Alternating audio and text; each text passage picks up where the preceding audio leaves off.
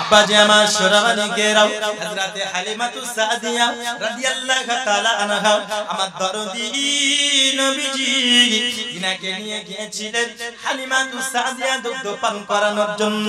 আব্বাজি আমার হালিমাতুস সাদিয়া দুগ্ধ পান করানোর পরে 2 বছর যখন হয়ে গেল বাবা, আমার নবী সাল্লাল্লাহু তাআলা আলাইহি ওয়াসাল্লামকে আপনার যখন দুগ্ধ পান করানোর সময় সীমা শেষ, হযরতে আমিনার ঘরে মক্কা মুআজ্জামাতে হযরতে হালিমাতুস সাদিয়া তিনি আমার নবীকে ফেরত দেওয়ার জন্য এসেছেন। আসার পরে হযরতে আমিনাকে বলতেছে, বোন আমিনা, আপনার সন্তান মুহাম্মদকে আমি 2 বছর দুগ্ধ পান করিয়েছি।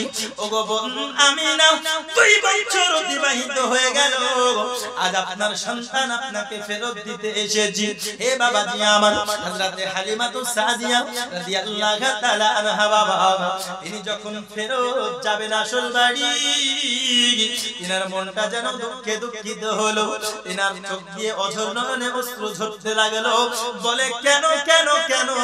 কারণ যেই 2 বছর যে সময়গুলি নবীর সঙ্গে কাটিয়েছে, যেই বরকতময় সময়গুলি নবীর সঙ্গে কাটিয়েছে, হালিমাতুস সাদিয়ার ওই মুহূর্তগুলি যখন মনে পড়ে যায়, আমার নবীর সুরাত যখন মনে পড়ে যায়, তখন অঝর নয়নে কান্না করতে থাকে। ওগো মাবুদ আল্লাহ, আমি মুহাম্মদকে ছেড়ে কেমন করে থাকবো? তার কারণ আমি মুহাম্মদকে একদিন নয় 2 দিন নয় 2 বছর নিজের সন্তানের মতো রেখেছি। ওগো মাওলা পাক, আমি ওই মুহাম্মদকে ছেড়ে কেমন করে থাকবো? আব্বাজি আমার হালিমাতুস সাদিয়া কোনো রকমের যেন বাড়ি যেতে পারে না। অবশেষে থাকতে না পেরে দরদি আমিনাকে জানতে চাইবো, আমিনা তোমার কাছে একটি আমি আরজ করব, আমিনা তোমার মুহাম্মদকে পুনরায় আমার কাছে তুমি দাও, আমি কিছুদিন তাকে রাখবো। তার কারণ তার মায়া আমি পড়ে গেছি, তার ভালোবাসায় আমি পড়ে গেছি। আমি আমার মুহাম্মাদের মায়া মমতা ত্যাগ করতে পারি না। বারংবার যখন রিকোয়েস্ট করলো হালিমা, হযরতে আমিনা এটা মেনে নিলেন।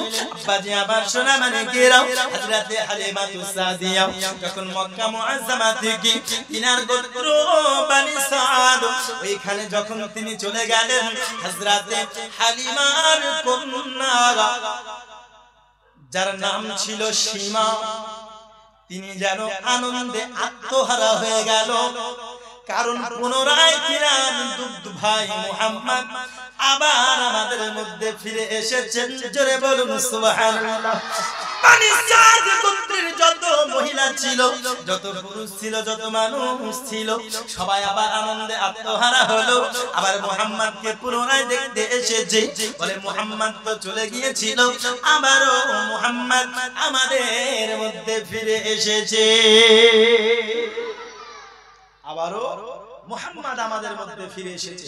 সব থেকে খুশি ছিল তিনার দুধ বোন সীমা, হযরতে হালিমার নিজের যে কন্যা, সেই কন্যা। কেন?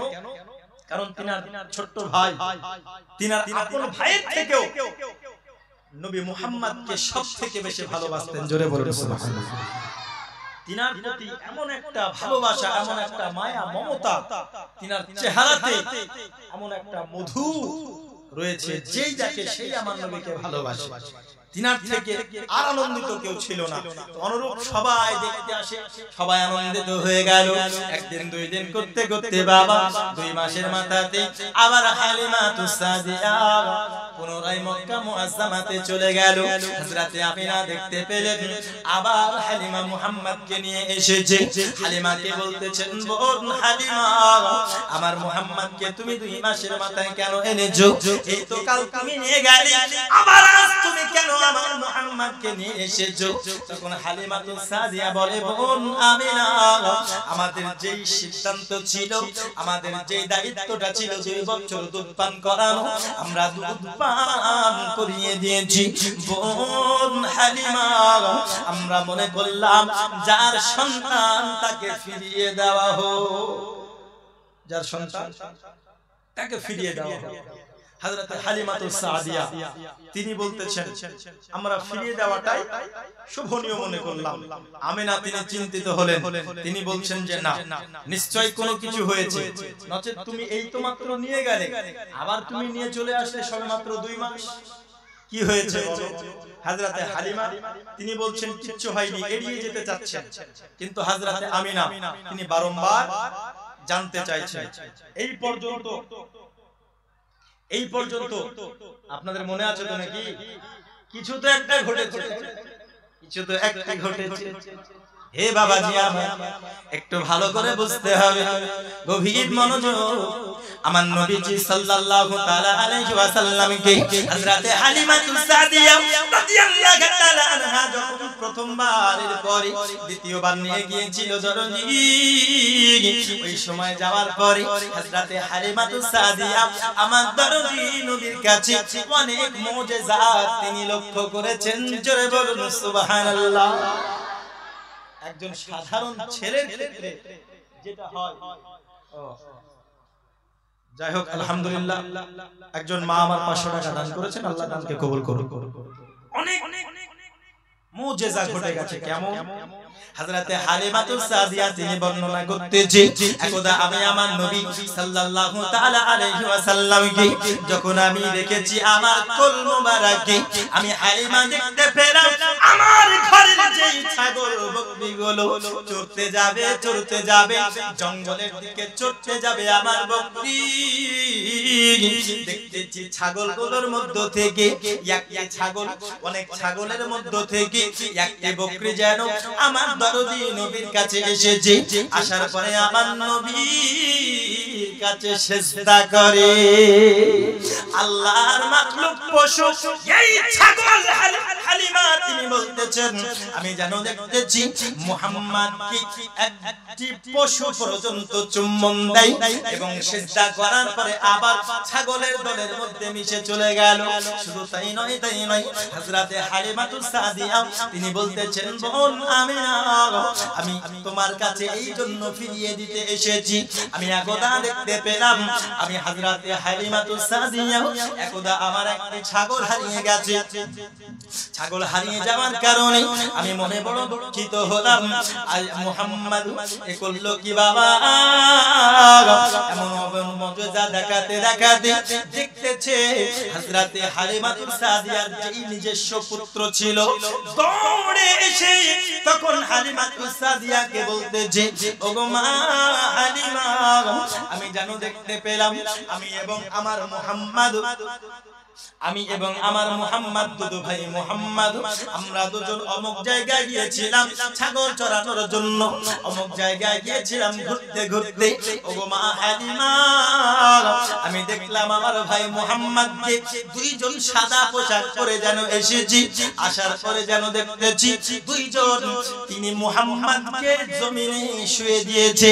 আমি তার দুদু ভাই ওগো মা হালিমা জানে বড় ভয় হলো, আমার মনে বড় ভয় হয়ে গেল, যার জন্য আমি তোমায় খবর দিতে এসেছি।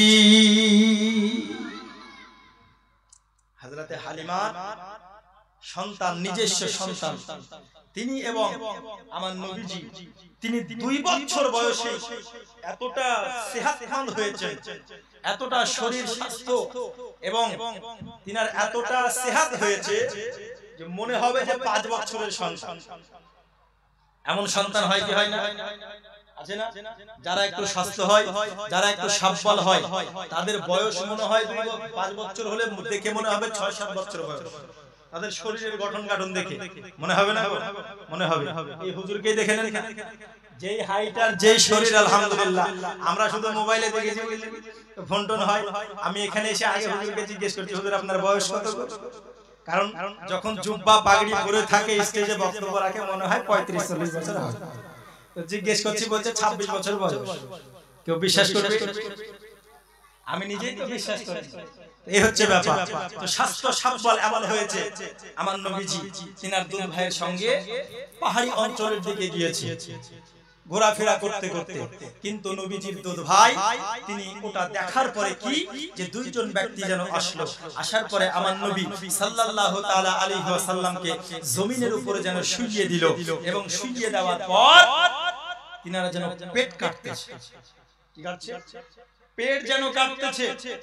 এটা দেখার পরে তিনি দৌড়ে চলে এসে হালিমাকে বলতেছে, ওগো আম্মা হালিমা, আমি মুহাম্মদকে এই রকম অবস্থাতে দেখে এসেছি, চলো চলো চলো মা হালিমা, একটু চলো না, মুহাম্মদ ভাইয়ের আমার কি হয়ে যাবে ঠিক নাই।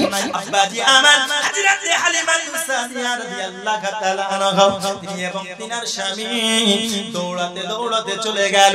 যাওয়ার পরে দেখতেছি আমার নবী মুহাম্মদুর রাসূলুল্লাহ সাল্লাল্লাহু তাআলা আলাইহি ওয়াসাল্লাম সবল অবস্থায় সুস্থভাবে তিনি দাঁড়িয়ে রয়েছেন। জোরে বলুন সুবহানাল্লাহ। হযরতে হালিমা সাদিয়া তিনি জিজ্ঞাসা করতেছেন, বাবা মুহাম্মদ, ও সন্তান আমার, ও আমার বাবা, তুমি বলো তোমার কি হয়েছিল? আমি যেটা শুনেছি সেটা কি সত্য বলেছে তোমার দুধ ভাই? তুমি বলো না মুহাম্মদ, তোমার কি হয়েছিল? হযরতে হালিমা সাদিয়াকে নবী মুহাম্মদুর রাসূলুল্লাহ সাল্লাল্লাহু আলাইহি ওয়াসাল্লাম বলেন, আম্মা, ও আম্মা হালিমা, আমার দুধ ভাই যেটা খবর দিয়েছে সেটা সত্য। বলে কি হয়েছে? আমার কাছে দুইজন সাদা পোশাক পরে এসেছিল, আমাকে জমিনে শুইয়ে দিল, আমাকে শুইয়ে দেওয়ার পরে আমার পেটটা কেটেছে, কাটার পরে কিছু একটা বের করলো, ওইখান থেকে কিছু একটা কেটে নিল, কেটে ফেলে দেওয়ার পরে আবার ওই জিনিসটাকে আমার পেটের মধ্যে রেখে সেলাই করে দিয়েছে, যেটাকে বলা হয় সিনা চাক। আমার নবীজির সিনা চাক করেছে। আব্বাজি আমার হযরতে হালিমা সাদিয়া তিনি তিনার বেনে চিন্তা করলেন, এটা কেমন করে হতে পারে? কিছু পেটটা কাটবে, কিছু বের করবে, আবার রেখে দেবে, এটা কেমন করে হতে পারে? তখন হযরতে হালিমা সাদিয়া তিনার স্বামী হারিস তিনি বলতেছেন, ওগো হালিমা, হয়তো মুহাম্মদকে কোনো হাওয়া লেগেছে। কি লেগেছে? হয়তো মুহাম্মদকে কোনো হাওয়া লেগেছে। এখনকার কিছু মানুষ যদি ভয় করে হাওয়া লাগে, জিনে ধরে, মানুষ ভুলভাল বকে না, ভুলভাল বকে না, ভুলভাল বকে, বুঝলে? যাদেরকে জিনে ধরে আর যাদেরকে হাওয়া টাওয়া লাগে, যারা ভুল বকে, ওরা কাউকে চিনতে পারে না। अच्छा अच्छा 100 টাকা দান করেছে, আলহামদুলিল্লাহ। ले लो उसी से जो दे खुशी से, समंदर का पानी सूखता नहीं, दाता का हाथ रुकता नहीं। अल्हम्दुलिल्लाह। যে যা পারবেন 10 টাকা 20 টাকা 50 টাকা 100 টাকা যে যা পারবেন খুশি মনে আপনারা এসে দান করে যাবেন, ইনশাআল্লাহ দোয়া হয়ে যাবে। কথা বুঝতে পেরেছেন? আমার যাই হোক হাওয়া লেগেছে মনে, যাদেরকে জিনে ধরে তারা উল্টো পাল্টা বলে না, উল্টো পাল্টা বলে। অ্যাকচুয়ালি রাসূল সাল্লাল্লাহু আলাইহি ওয়াসাল্লাম কিন্তু বলছেন সত্য, কিন্তু ছোট বাচ্চা ই যেটা বলছে এটা কি হতে পারে? সন্দেহভাজন হলো। তিনার স্বামী বললেন, হয়তো মুহাম্মদকে হাওয়া লেগেছে। বলে কেন? কারণ আমি এর আগেও দেখেছি নবী সাল্লাল্লাহু আলাইহি ওয়াসাল্লামের কাছে পশু পাখি এসে মাথা নত করত। হযরতে হালিমার ছাগল বাঘে ধরে নিয়ে চলে গেছে। আলহামদুলিল্লাহ। একবার মোহাব্বতে দরুদ আল্লাহুম্মা সাল্লি আলা,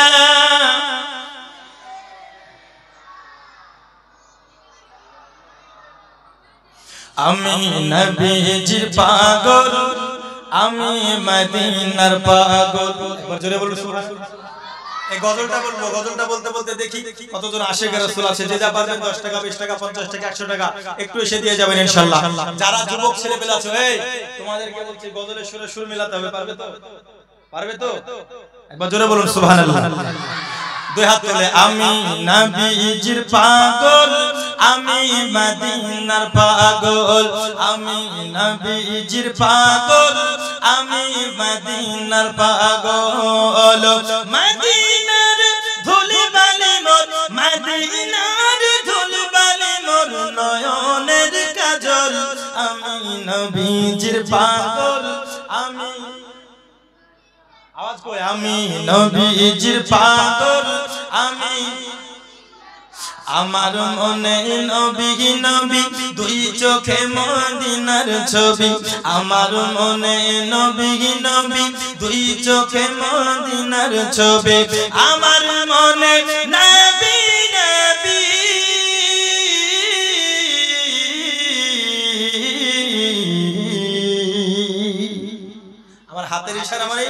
আমার হাতের ইশারা মানে সুবহানাল্লাহ বলতে হবে বুঝলে আমার মনে নবী নবী দুই চোখে মদিনার ছবি নবীর লাগি দিতে রাজি নবীর লাগি দিতে রাজি নবীর লাগি দিতে রাজি জীবনের সকল আমি নবীজির পাগল আমি মদিনার পাগল মদিনার ধুলিবালি মোর মদিনার ধুলিবালি মোর নয়নের কাজল আমি নবীজির পাগল আমি মদিনার পাগল শুনিলে মদিনার কথা বলতে পারি সকল ব্যথা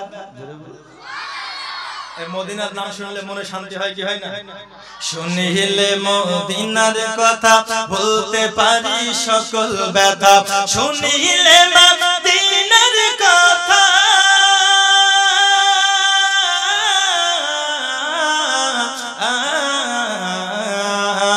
শুনিলে মদিনার কথা নাম কি বাবু রিজওয়ান শুনিলে মদিনার কথা বলতে পারি সকল ব্যথা বুকের ভেতর ভেসে ওঠে বুকের ভেতর ভেসে ওঠে বুকের ভেতর ভেসে ওঠে মন আনন্দের ঢল আমি নবীজির পাগল আমি মদিনার পাগল মদিনার ধুলিবালি মোর নয়নের কাজল আমি নবীজির পাগল আমি মদিনার পাগল জোরে বলুন সুবহানাল্লাহ হে বাবাজি আবার হযরতে হালিমাতুস সাদিয়া তিনি আমিনাকে বলতেছেন বোন আমিনা আমরা যেন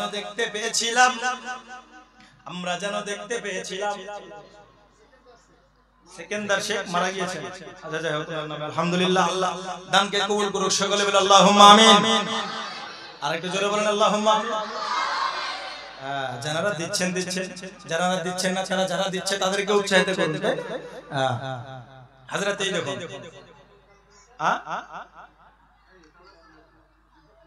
আচ্ছা যাই হোক যখন গজল পড়বো তখন নিয়ে আসবেন কোনো সমস্যা নেই হযরতে হালিমাতুস সাদিয়া আমিনাকে বলছেন কোন আমিনা আমরা এমন এমন জিনিস দেখেছি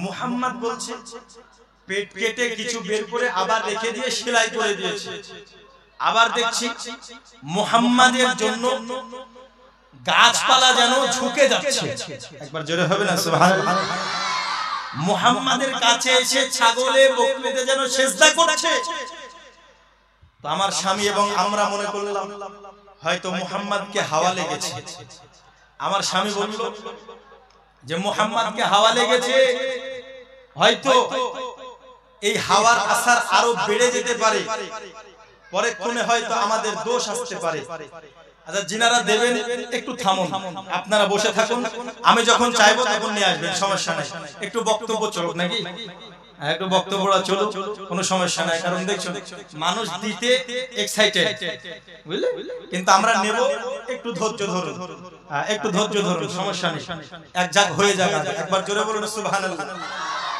ওগো আমিনা আমার স্বামী আমায় বলেছে মুহাম্মদ হয়তো একে হাওয়া লেগে গেছে আমাদের কাছে মাঝে থাকলে বেশি দিন যদি আমাদের কাছে থাকে হালিমা হাওয়ার আসার হাওয়ার প্রভাব যদি আরো বেড়ে যেতে পারে আর যদি আরো বেড়ে যায় ওগো হালিমা হয়তো মুহাম্মাদের গার্জিয়ানরা আমাদেরকে দোষারোপ করবে, নচেত তুমি যার সন্তান তার কাছে ফিরিয়ে দিয়ে এসো।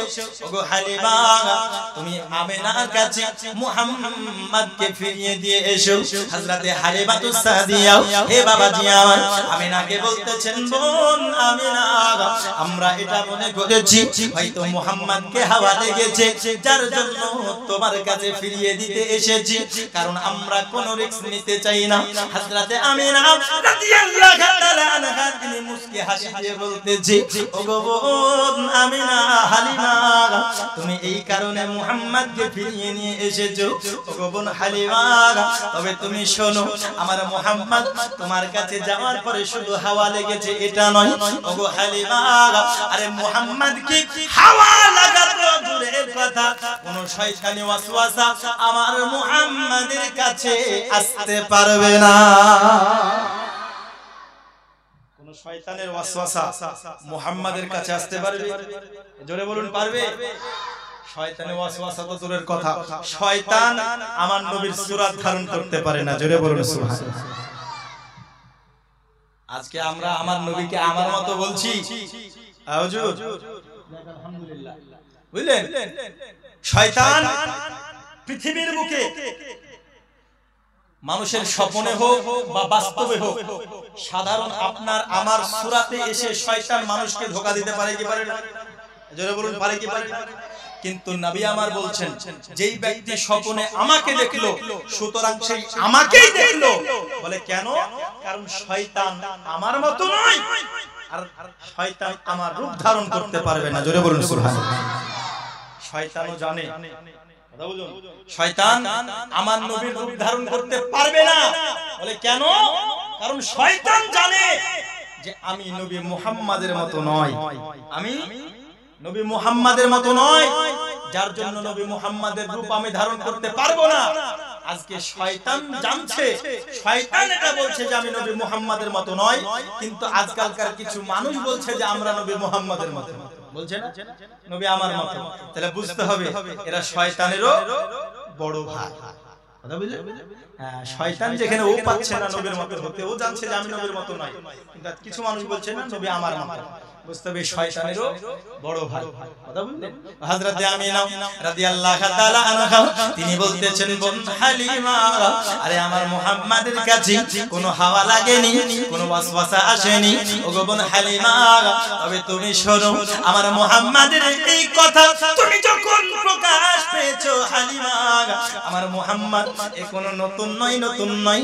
তোমরা যেগুলো আশ্চর্যময় ঘটনা দেখেছো, শুধু ওইগুলো প্রথম নয়। আমার নবী মুহাম্মদ যখন আমার গর্ভে ছিল, আমি জানো, আমি নবী মুহাম্মদ যখন গর্ভে ছিল, আমিনা একটুও বুঝতে পারিনি। জোরে বলুন সুবহানাল্লাহ। আমি যখন মুহাম্মদ আমার গর্ভে ছিল হালিমা, আমি যখন শুয়েছিলাম ঘুমন্ত অবস্থাতে, হযরতে আদম নবী এসেছে, হযরতে শীষ নবী এসেছে, হযরতে ইব্রাহিম নবী এসেছে, এমন করে করে করে করে অনেক নবীগণ আসার পরে আমি আমিনাকে মুবারকবাদ দিয়েছি। বলে কেমন মুবারকবাদ? কারণ আমার গর্ভে যে সন্তান মুহাম্মদ রয়েছে, এ কোনো সাধারণ কোনো সন্তান নয়। আমি আমিনা ওই সন্তানকে জন্ম দিতে যাচ্ছি, যেই সন্তান হলো সারা জগতের রাহমাতাল লিল আলামিন। ওগো বোন হালিমা, আমি নবী মুহাম্মদ এরকম আশ্চর্য কথা শুধু আমি নবী মুহাম্মদকে তুমি দেখো নাই, যখন আমার পেটে ছিল আমি বুঝতে পারিনি, আমার কোনো ব্যথা হয়নি। আমার নবী যখন দুনিয়ার বুকে এসেছেন, আমার নবীজি যেন হাত দুটি রেখে মাথা আসমানের দিকে করেছে এবং উম্মতের জন্য কান্না করেছে। ওগো বোন হালিমা, আমার নবীজি যখন আমার গর্ভে ছিল, আমার নবীর নূরের নূরান্বিত উজ্জ্বলতায় মুলকে শাম নগরীর, আমি যেন মুলকে শাম নগরী বড় বড় বিল্ডিং আমি দেখেছিলাম। ওগো বোন হালিমা, আমার নবীকে কোনো হাওয়া লাগে না। এগুলো হলো আমার মুহাম্মদ মহান ব্যক্তিত্ব হওয়ার আলামত। মহান ব্যক্তিত্ব হওয়ার নিদর্শন হলো আমার মুহাম্মাদের এই রূপ কার্যকলাপ। বলে কেমন? বলে গাছে এসে নবীকে সালাম দেয়, জোরে বলুন সুবহানাল্লাহ। পাথরে আমার নবীকে সালাম দেয়, গাছপালায় দরুদ পড়ে আমার নবীজি সাল্লাল্লাহু তাআলা আলাইহি ওয়াসাল্লাম। পশুতে সালাম করে, সিজদা করে এবং আমার নবীর প্রতি দরুদ 18,000 মাখলুকাত পড়ে, জোরে বলুন সুবহানাল্লাহ। পাথরে কালমা পড়তেছিল, বনের হরিণী সালাম জানালো, ভোমরা জানাই সদাই নূর নবীর নাম, নবীজি আমার জানের জান, নবীজি আমার জানের জান। তোমরাও হয়ে যাও, তোমরাও হয়ে যাও নবীজির গোলাম, মেরে রসূলে আজম হে। বলো নবী নবী নবী নবী নবী, বলো নবী নবী নবী নবী নবী। আল্লাহুম্মা সাল্লি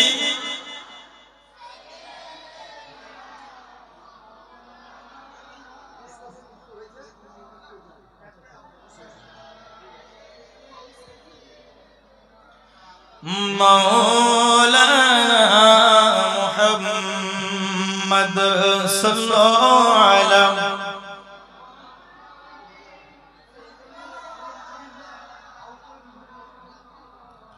हरदम ज़बान से निकालो। जय हो। আপনাদের এদিকে আমি গত কাল থেকে দেখছি, বুঝলেন, দরুদ পড়তে বলছি কিন্তু দরুদের কোনো জোর নাই। হ্যাঁ, দরুদের কোনো জোর নাই। একটা কথা মনে রাখবেন, এই দরুদ, আজ আমরা নামাজ পড়ছি না, নামাজ পড়ি কি পড়ি না? আরে সপ্তাহে একদিন হলো নামাজ পড়ি তো, নামাজ পড়ি। আচ্ছা বাদ দিলাম, বছরে একদিন হলো নামাজ পড়ি কিনা? কেউ বাৎসরিক নামাজও আছে, সাপ্তাহিক নামাজও আছে। তো নামাজ পড়ি, আল্লাহ নামাজ পড়তে বলেছেন। আল্লাহ কি নামাজ পড়ে? নামাজ আল্লাহ পড়ে না। আমার সঙ্গে একটু হ্যাঁ করুন। আল্লাহ রোজা করতে বলেছেন, আল্লাহ কি রোজা করেন? করে না। আল্লাহ যাকাত দিতে বলেছেন, যারা মালিকে নিসাব হবে, আল্লাহ কিন্তু যাকাত দেন না। কিন্তু আল্লাহ যখন দরুদ পড়তে বলছেন ঈমানদারদেরকে, পড়তে বলার আগেই আল্লাহ বলছেন ইন্নাল্লাহা ওয়া মালাইকাতাহু ইউসাল্লুনা আলান নবী, নিশ্চয় আমি আল্লাহ এবং আমার ফেরেশতা মণ্ডলী আমার নবীর প্রতি দরুদ পড়ি। জোরে বলুন সুবহানাল্লাহ। আমার আল্লাহ আমার নবীর প্রতি দরুদ পড়ছেন। আজকে আমরা হতভাগা মুসলমান, নবীর প্রতি দরুদ পড়তে গিয়ে আমাদের জবানে তালা লেগে গেছে। এই দরুদের ফজিলত কতটা আপনাদের জানা আছে? এই দরুদের ফজিলত, একজন ব্যক্তি আপনার হজে যাচ্ছে, হজ করছে, কথা বুঝতে পারলেন? সংক্ষেপে আমার জীবনের দিকে এগিয়ে নিয়ে যাব, একটু দরুদের ফজিলতটা আপনাদেরকে শুনিয়ে দিই। ব্যক্তি তওয়াফ করছে কাবা ঘরে, তওয়াফ করছে আর দরুদ পড়ছে। কি পড়ছে? একটু জোরে বলুন না, কি পড়ছে? দরুদ পড়ছে। কি পড়ছে? দরুদ পড়ছে। একজন মুরব্বি ব্যক্তি জিজ্ঞেস করছে, বাবা তওয়াফ করার তো নির্দিষ্ট একটা তাকবীর আছে, দোয়া আছে, তুমি দরুদ কেন পড়ছো? তো ওই ব্যক্তি বলছেন, বাবাজি দরুদ পড়ার উপকার, ফায়দা, ফজিলত কতটা আমি জানি। বলে কি করে? আমাকে একটু বলো, দরুদ পড়ার ফজিলতটা কি, আমি একটু শুনি। তেমত অবস্থাতে ওই ব্যক্তি বলছেন, আব্বাজি আমি যখন হজে আসছিলাম, আমি একা আসছিলাম না, সঙ্গে আমার বাবাও ছিল, সঙ্গে আমার বাবাও ছিল। যখন আসছিলাম, আস্তে আস্তে একটি জঙ্গলে মধ্য রাস্তায় আমার বাবা অসুস্থ হয়ে পড়ে। আমার বাবা অসুস্থ হয়ে পড়ে। ওই জায়গাতে আমার বাবা এমন অবস্থা হয়ে গেল, আমি সন্তান দেখতে পেলাম আমার বাবা আর হজ যাত্রা আপনার চালাতে পারবে না। আমি দেখতে পেলাম আমার বাবা এত অসুস্থ হয়ে গেল। হে বাবাজি আমার সোনামানিকেরা, আমি দরুদের ফজিলত 2 মিনিটে শেষ করে দেব। ওই ব্যক্তি বলতেছে আমার বাবা যখন অসুস্থ হয়ে যায়, এমন গুরুতর অসুস্থ হয়ে গেল যেন আমার বাপ মৃত্যু শয্যায় সজ্জিত হয়ে যায়। আমার বাবা ওই জায়গাতে যখন মৃত্যু শয্যায় সজ্জিত হবে, হঠাৎ করে যেন আমার বাবার মুখটা কালো হয়ে গেল, আমার বাবার পেটটা যেন ধামার মতো ফুলে গেল, হাড়ের মতো ফুলে যায়, কালো কুচির চেহারা হয়ে গেল। একজন কাফের ব্যক্তি ইন্তেকাল করার সময় যেই রকম চেহারা হয়ে যায়, ওই রকম চেহারা আমার বাবার হয়ে গেছে। আমি সন্তান দেখে বড় পেরেশান হয়ে গেলাম। হওয়ার পরে আমার বাবা এক সময়তে ইহজগৎ ছেড়ে পরজগৎ গমন করে দিল।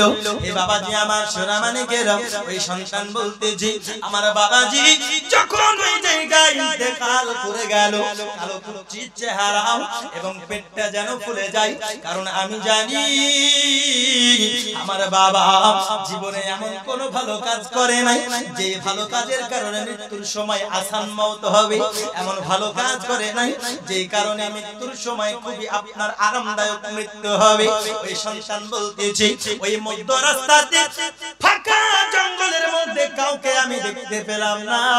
হঠাৎ করে রাত্রি বড় গভীর হলো, আমি জানো আমার বাবাকে পাশে কান্না করতে করতে ওই জায়গায় শুয়ে গেছি এবং শুয়ে যাওয়ার পরে স্বপ্নের মাধ্যমে দেখতেছি মধ্যরাত্রিতে আমার দরদি নবীজি এসেছে। জোরে বলুন না সুবহানাল্লাহ। আমার নবী আসার পরে ওই ব্যক্তি দেখতেছেন আমার বাবার মুখে চেহারার উপরে গায়ের উপরে আমার দরদি নবীজি তিনি যেন হাত বুলিয়ে দিল। হাত বোলানোর পরে যে কালো কুচির চেহারা হয়েছিল ওটা যেন এমন উজ্জ্বল চেহারা হয়ে গেল, যেই পেটটা ফুলেছিল ওই পেটটা সাধারণ মতো হয়ে গেল। হঠাৎ করে বাবা ওই সন্তান জিজ্ঞাসা করলো, হে মহামানব তুমি কে? আপনি কে? আপনার পরিচয়টা আমায় একটু দিন, আপনি কেন এখানে এসেছেন? আর আমার বাবাজি, আমার বাবা কি এমন আমল করেছে যার জন্য এই রকম অবস্থায় পরিণত হয়ে গেল? তখন আমার নবীজি বলতেছে, হে আমার উম্মাত, আমি পৃথিবীর বুকে তোমরা যে নবী নবী করতে, আমি হলাম তোমাদের আখিরি নবী। আমি হলাম আখিরি নবী। তখন তেনার কদমে সালাম করে তিনি বলছেন, ওই সন্তান বলছে, নবী গো আপনার দর্শন পাওয়ার পরে আমি ধন্য, কিন্তু নবী আমি একটা জিনিস জানতে চাই যে আমার বাবা তো পৃথিবীর বুকে এমন কোনো ভালো কাজ করেনি যার জন্য তিনার চেহারাটা এরকম হয়ে গেছে, তিনার পেটটা ফুলে গেছে, কিন্তু নবী আমার আব্বা এমন কি আমল করেছে যার কারণে আপনি স্বয়ং নবীজি এসেছেন। জোরে বলুন সুবহানাল্লাহ। আমার বাবা কি এমন আমল করেছে যার কারণে আমার বাবা খারাপ অবস্থা থেকে ভালো অবস্থায় পরিণত হয়ে গেল? আমার নবী বলতেছেন, হে আমার উম্মত তুমি শোনো,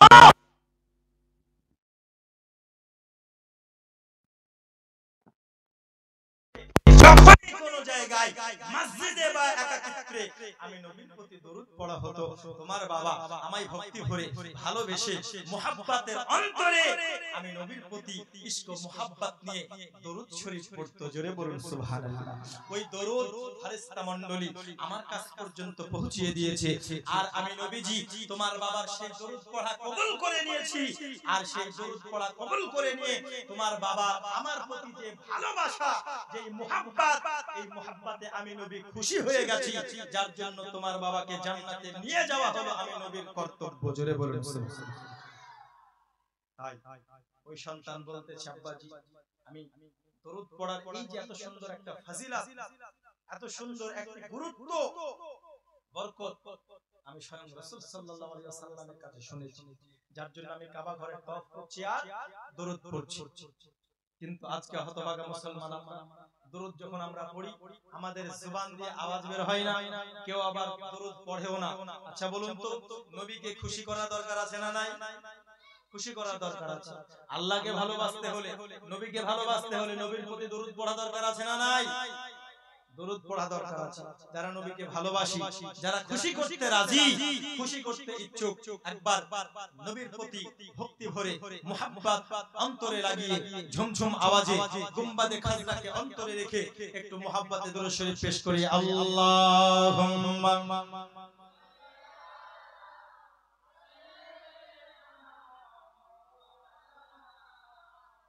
ওয়া আলা আলি সাইয়্যিদিনা মাওলানা সাল্লাল্লাহু আলা মুহাম্মাদিন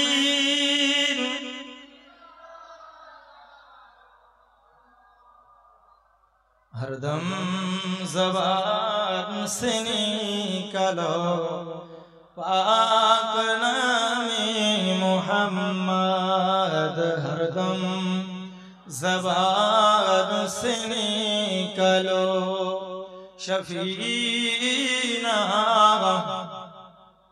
दर्दी गो। ওই নবীর প্রতি একটু মুহাব্বত অন্তরে লাগিয়ে এখানে বসে থাকুন। আমার নবীজি সাল্লাল্লাহু তাআলা আলাইহি ওয়াসাল্লামের কথা হযরত আমিনা যখন বলতেছে, ওগো বোন হালিমা, তোমরা যে ভয় করেছো আমার নবীকে হয়তো হাওয়া লেগেছে বলে, আমার নবীকে হাওয়া লাগে নাই, হাওয়া লাগে নাই গো হালিমা। আমার নবীজি আমার গর্ভে থাকা অবস্থা থেকে এই রকম আশ্চর্য আশ্চর্য মুজিজা প্রকাশ পায়। বোন হালিমা, তুমি যে চিন্তা করেছো এরকম চিন্তা করার কোনো কারণ নেই। আমার নবীজি এমন একজন মহান ব্যক্তিত্ব, আমার মুহাম্মদ এমন একজন ভবিষ্যতের মহামানব হতে চলেছে, যার স্বয়ং আমার নবীগণ আমাকে আপনার খবর দিয়েছে। আমার নবী গর্ভে থাকা অবস্থাতে আমি আমিনাকে খবর দিয়েছিল, ওগো বোন হালিমা, আজ থেকে আমার নবী মুহাম্মদ আমার কাছে থাকবে, আমার নবী মুহাম্মদ আমার কাছে থাকবে দরদি। আমার নবী মুহাম্মাদের 2 বছর সবে মাত্র বয়স হয়েছে, এখন নিজের মায়ের কাছে থাকতে লাগলো। হে বাবাজি, হযরতে আমিনার সঙ্গে থাকতে থাকতে হযরতে আমিনার একটা কানিজ ছিল, একজন দাসী ছিল যে অতি সৌভাগ্যবতী ছিল বাবা, যার নাম হলো উম্মে আইমান। আমার মা আমিনার কাছে আমার দরদি নবীজি যখন বাবাজি থাকতো, আমার নবীজি সাল্লাল্লাহু আলাইহি ওয়াসাল্লামকে হযরতে আমিনা যখন কোনো কাজে ব্যস্ত হয়ে যেত, উম্মে আইমান তিনাকে দেখাশোনা করত। হে বাবাজি আমার, আমার নবীজি সাল্লাল্লাহু আলাইহি ওয়াসাল্লামের শান মান এবং মর্যাদা এত সুন্দর। আমার নবীজির মুজিজা একটু শুনুন। আমার নবীজি কি একদা হযরতে আমিনা চকির উপরে রেখে দিয়েছে, তক্তার উপরে রেখে দিয়েছে, এবং আমার নবীজি পূর্ণিমার চাঁদটিতে, হে বাবাজি, একটা রাত্রি বেলায় যেন আকাশের চন্দ্রের সঙ্গে কথা বলতেছে। আমার নবীজির আঙ্গুল দিয়ে যেন চন্দ্রের সঙ্গে খেলা করতেছে। আমার আল্লাহ হুকুম দিয়ে দিয়েছে, এ আকাশের তারা, এ আকাশের চন্দ্র, আমার নবী মুহাম্মাদের সঙ্গে খেলা করবি। চন্দ্রগুলো যখন আপনার নবী মুহাম্মদ জানে তাকাই, তখন যেন তারাগুলো সরে যায়। যখন আমার নবী বামে তাকাই, তখন যেন তারাগুলো সরে যায় নবীর ইশারায়। আরে নবীর ইশারাতে তারা সরেছে, তারা সরেছে।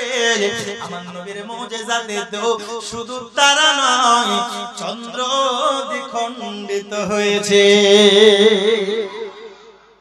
হয়েছে কি হয় না? চন্দ্র দ্বিখণ্ডিত হয়েছে। আমার নবীজির আঙ্গুলের ইশারাতে যেন নবীজির আপনার চন্দ্র নবীর সঙ্গে খেলা করতেছে। হে বাবাজি আমার সোনা মানিকেরা, 1 বছর 2 বছর 3 বছর এইভাবে কাটতে কাটতে কাটতে কাটতে দরদি গো, আমার নবীজি 6 বছর বয়সে পা দিয়েছেন। জোরে বলুন সুবহানাল্লাহ। কয় বছর বয়স? 6 বছর। হযরতে আমিনা রাদিয়াল্লাহু তাআলা আনহা তিনার মনে বড় আশা হলো, ইচ্ছা, আবওয়া নামক জায়গায়, গতকাল আমি বলেছি, আবওয়া নামক জায়গায় আমার নবীর পিতা হযরত আব্দুল্লাহ, মা আমিনার স্বামী, জিনার সঙ্গে এখনো সঠিকভাবে সংসার করতে পারেনি, পেরেছে এখনো পারেনি। জিনার সঙ্গে অনেক শখ ইচ্ছা ছিল যে আমার স্বামীর সঙ্গে আমি পূরণ করব, হয়নি। জিনার সঙ্গে হযরত আমিনার কতই না ইচ্ছা ছিল আমি আমার স্বামীর সঙ্গে মনের কথোপকথন খুলে বলবো, সম্ভব হয়নি। আবওয়া নামক জায়গায় আমার নবী যখন মা আমিনার গর্ভে ওই সময় ইন্তেকাল করে গেছে, আমার হযরত আব্দুল্লাহর মাজার কবর ওই আবওয়া নামক জায়গাতে রয়েছে। হযরত আমিনার মনে বড় ইচ্ছা হলো যে আমি আমার স্বামীর কবরটা একটু জিয়ারত করতে যাব। একটু জোরে বলুন সুবহানাল্লাহ, একটু জোরে হবে না সুবহানাল্লাহ? আমার স্বামী কবরটা আমি জিয়ারত করতে যাব, যার জন্য হযরত আব্দুল মুত্তালিবের কাছে পারমিশন চাচ্ছে। হযরত আব্দুল মুত্তালিব হযরত আমিনার শ্বশুর, আমার নবীজির দাদা হযরত আব্দুল মুত্তালিব, তিনার কাছে পারমিশন নেওয়ার জন্য গিয়েছে। হে বাবাজি আমার গভীর মনোযোগ, হযরত আমিনা তিনি বলতেছেন, ওগো আব্বা জান, আমি যাব, আবওয়ায় যাব, আমি ইয়াসরিবে যাব, আমি মদিনাতে যাব। এখনো মদিনার নাম মদিনা হয় নাই, মদিনার পুরনো নাম হলো ইয়াসরিব। কি নাম? ইয়াসরিব। মদিনা কখন হলো? যখন আমার নবী মক্কা থেকে হিজরত করে মদিনায় গিয়েছে। ওগুলো পরে হবে ইনশাআল্লাহ। ইয়াসরিব নগরে যাব, আমি আমার স্বামীর কবর জিয়ারত করব। এ বাবাজি আমার সোনামানিকের, আমার নবীজির আম্মা জান হযরত আমিনা রাদিয়াল্লাহু তাআলা আনহা তিনার শ্বশুর মশাইয়ের কাছে পারমিশন যখন চাইলেন, হযরত আমিনা বারংবার তিনি যখন ইসরার করলেন, আব্দুল মুত্তালিব তিনাকে যেন পারমিশন না দিয়ে থাকতে পারে না, পারমিশন দিয়ে দিলেন, এ আমিনা তুমি যাও, তবে তোমাকে একা আমি যেতে দেব না, তোমার সঙ্গে যে দাসী আছে উম্মে আইমান, তাকে তুমি নিয়ে যাও। তো হযরতে আমিনা, আমার নবীর বয়স কয় বলেছিলাম? জোরে বলুন, কয়? 6 বছর। আমার নবীকে সঙ্গে করে হযরতে আমিনা রাদিয়াল্লাহু তাআলা আনহা তিনি গুটি গুটি গুটি গুটি পায়, অনেক পথ আপনার চলে যায়। যেতে যেতে যেতে যেতে সর্বপ্রথম তিনি মদিনায় পৌঁছালো। জোরে বলুন সুবহানাল্লাহ। কোথায় পৌঁছালো? মদিনায় পৌঁছালো। ইয়াসরিব যার নাম, যেখানে আজ সারা জগতের কান্তমূল বিশ্ব নেতা, উদারচেতা, ভবিষ্যৎ গায়েবের সংবাদদাতা নবী মুহাম্মদ রাসূলুল্লাহ, আমাদের কলিজার টুকরা নয়নের মণি, যেই নবীজি জিন্দা নবী, হায়াতুন নবী, আজও সোনার মদিনায় গুম্বাদে খাজরার নিচে জিন্দা অবস্থাতে শুয়ে আছেন। জোরে বলুন সুবহানাল্লাহ, আরো জোরে বলুন সুবহানাল্লাহ। সেই নবীকে আমরা জিন্দা মেনে আমরা সেই নবীকে ভালোবাসি কি বাসি না? ভালোবাসি। আমি তোমার প্রেমের ভিখারি ইয়া রাসূলুল্লাহ, আমি তোমার প্রেমের ভিখারি। জোরে বলুন সুবহানাল্লাহ। আমরা নবীর প্রেমের ভিক্ষুক কি না? হ্যাঁ, কারা কারা নবীর প্রেমের ভিক্ষুক একটু হাত তুলে বলে ইয়া রাসূলুল্লাহ। আওয়াজ হচ্ছে না? আরো জোরে ইয়া রাসূলুল্লাহ। ব্যাটারি ডাউন হলে হবে না। নারে তাকবীর, নারে তাকবীর, নারে রিসালাত। আমি তোমার প্রেমের ভিখারি ইয়া রাসূলুল্লাহ, আমি তোমার প্রেমের ভিখারি ইয়া রাসূলুল্লাহ, ইয়া হাবিবাল্লাহ, আমি তোমার প্রেমের ভিখারি। এই সব গজল শুনে তো মা বোনেরা খুব টাকা দেয় অন্যান্য দিকে, এরা লক্ষ্মীর ভান্ডারও দিবে, টাকাও দিবে না, শুধু গজল শুনবে। এরা খুব জিনিস বুঝলে। যাই হোক এই দিকের মা বোনেরা আলহামদুলিল্লাহ দিচ্ছে। যাই হোক একবার জোরে বলুন সুবহানাল্লাহ। ইয়া রাসূলুল্লাহ, আপনারা বলুন ইয়া রাসূলুল্লাহ ইয়া হাবিবাল্লাহ, আমি তোমার প্রেমের ভিখারি, তোমার প্রেমের গো রাসূল নাই যে তুলনা, নাই যে তুলনা গো রাসূল নাই যে তুলনা। নবীর প্রেমের কোনো তুলনা হয়? নবীর প্রেমের তুলনা হবে না। আজকালকার প্রেম আর কি প্রেম, আজকালকার প্রেম শুধু hello hi bye I love you I শেষ, তাই না?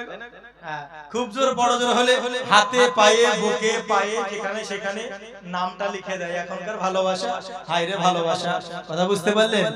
দুদিন ফোন না হতে হতেই মানে এমন অবস্থা এখন। আর সর্বশেষে মানে কাল হচ্ছে এই মোবাইল, তাই না গো? এই মোবাইল আর এই মোবাইলে সব আর এই সব অবৈধ সম্পর্কে এমন ভাবে জড়িত হচ্ছে, এমন ভাবে জড়িত হচ্ছে। হায় রে ভালোবাসা, কোলে কালের ভালোবাসা, এই ভালোবাসার কোনো মূল্য নেই। ভালো যদি বাঁচতে হয় নবীকে ভালোবাসতে হবে। কাকে? জোরে বলুন কাকে? নবীকে। তোমার প্রেমের গো রাসূল নাই যে তুলনা, নাই যে তুলনা গো রাসূল নাই যে তুলনা। তোমার প্রেমে জিন্দা হইল উস্তুনে গান্না ইয়া রাসূলুল্লাহ, আমি তোমার প্রেমের ভিখারি, আমি তোমার প্রেমের ভিখারি ইয়া রাসূলুল্লাহ, আমি তোমার প্রেমের ভিখারি ইয়া রাসূলুল্লাহ ইয়া হাবিব, বলুন না ইয়া হাবিবাল্লাহ, আমি তোমার প্রেমের, তোমার প্রেমেতে আমার কলিজায় আঙ্গার, কলিজায় আঙ্গার গো রাসূল কলিজায় আঙ্গার, তোমার প্রেমেতে আমার কলিজায় আঙ্গার, কলিজায় আঙ্গার গো রাসূল কলিজায় আঙ্গার। দেখা দিয়ে শান্ত করো সাকি কাউসার ইয়া রাসূলুল্লাহ, আমি তোমার প্রেমের ভিখারি, আমি তোমার প্রেমের ভিখারি ইয়া রাসূলুল্লাহ, আমি তোমার প্রেমের ভিখারি। শেষ ছন্দ বলবো, বলবো হিজাব উঠাও দিদার দেখাও, ধন্য করো মোরে, ধন্য করো মোরে গো রাসূল ধন্য করো মোরে। হিজাব উঠাও দেখাও দিদার ধন্য করো মোরে, ধন্য করো মোরে গো রাসূল ধন্য করো মোরে। তোমার দিদার বিঘনে পরাণ যে বাঁচে না ইয়া রাসূলুল্লাহ, আমি তোমার প্রেমের ভিখারি ইয়া রাসূলুল্লাহ ইয়া হাবিবাল্লাহ, আমি তোমার প্রেমের ভিখারি। আল্লাহুম্মা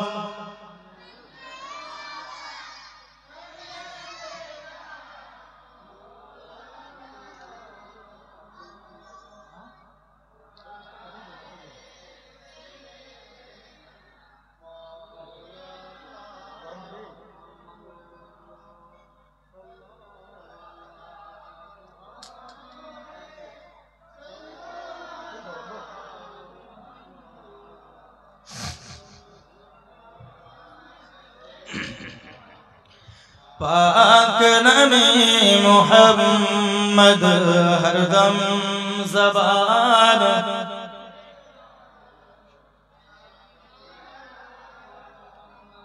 দরদি গো আমি যেটা বলতেছিলাম বাবা হযরতে আমিনা রাদিয়াল্লাহু তাআলা আনহা তিনি চলে গেলেন বাবা ইয়াসরিব শহরে যেখানে দরদি হযরতে আব্দুল মুত্তালিব এবং হযরতে আব্দুল মুত্তালিবের বংশধর ছিল ওইখানে যাওয়ার পরে হযরতে আমিনা রাদিয়াল্লাহু তাআলা আনহা ওইখানে কিয়াম করলেন ওইখানে থেকে গেলেন বাবা আমার নবীজি সাল্লাল্লাহু তাআলা আলাইহি ওয়াসাল্লাম যখন তিনি বড় হয়েছিলেন যখন তিনি মদিনায় গিয়েছিলেন হিজরত করে তখন তিনি ওই জায়গার বর্ণনা করেছেন আমি যখন আম্মা জান আমিনা তিনার সঙ্গে আমি ইয়াসরিব শহরে এসেছিলাম সর্বপ্রথম এই জায়গায় আমি সাঁতার শিখেছি এই জায়গায় আমি চলাফেরা করেছি এই জায়গাতে আমি ঘোরাঘুরি করেছি আব্বাজি আমার হযরতে আমিনা রাদিয়াল্লাহু তাআলা আনহা সর্বপ্রথম তিনি ইয়াসরিব শহরে গেলেন মনে রাখবেন বাবা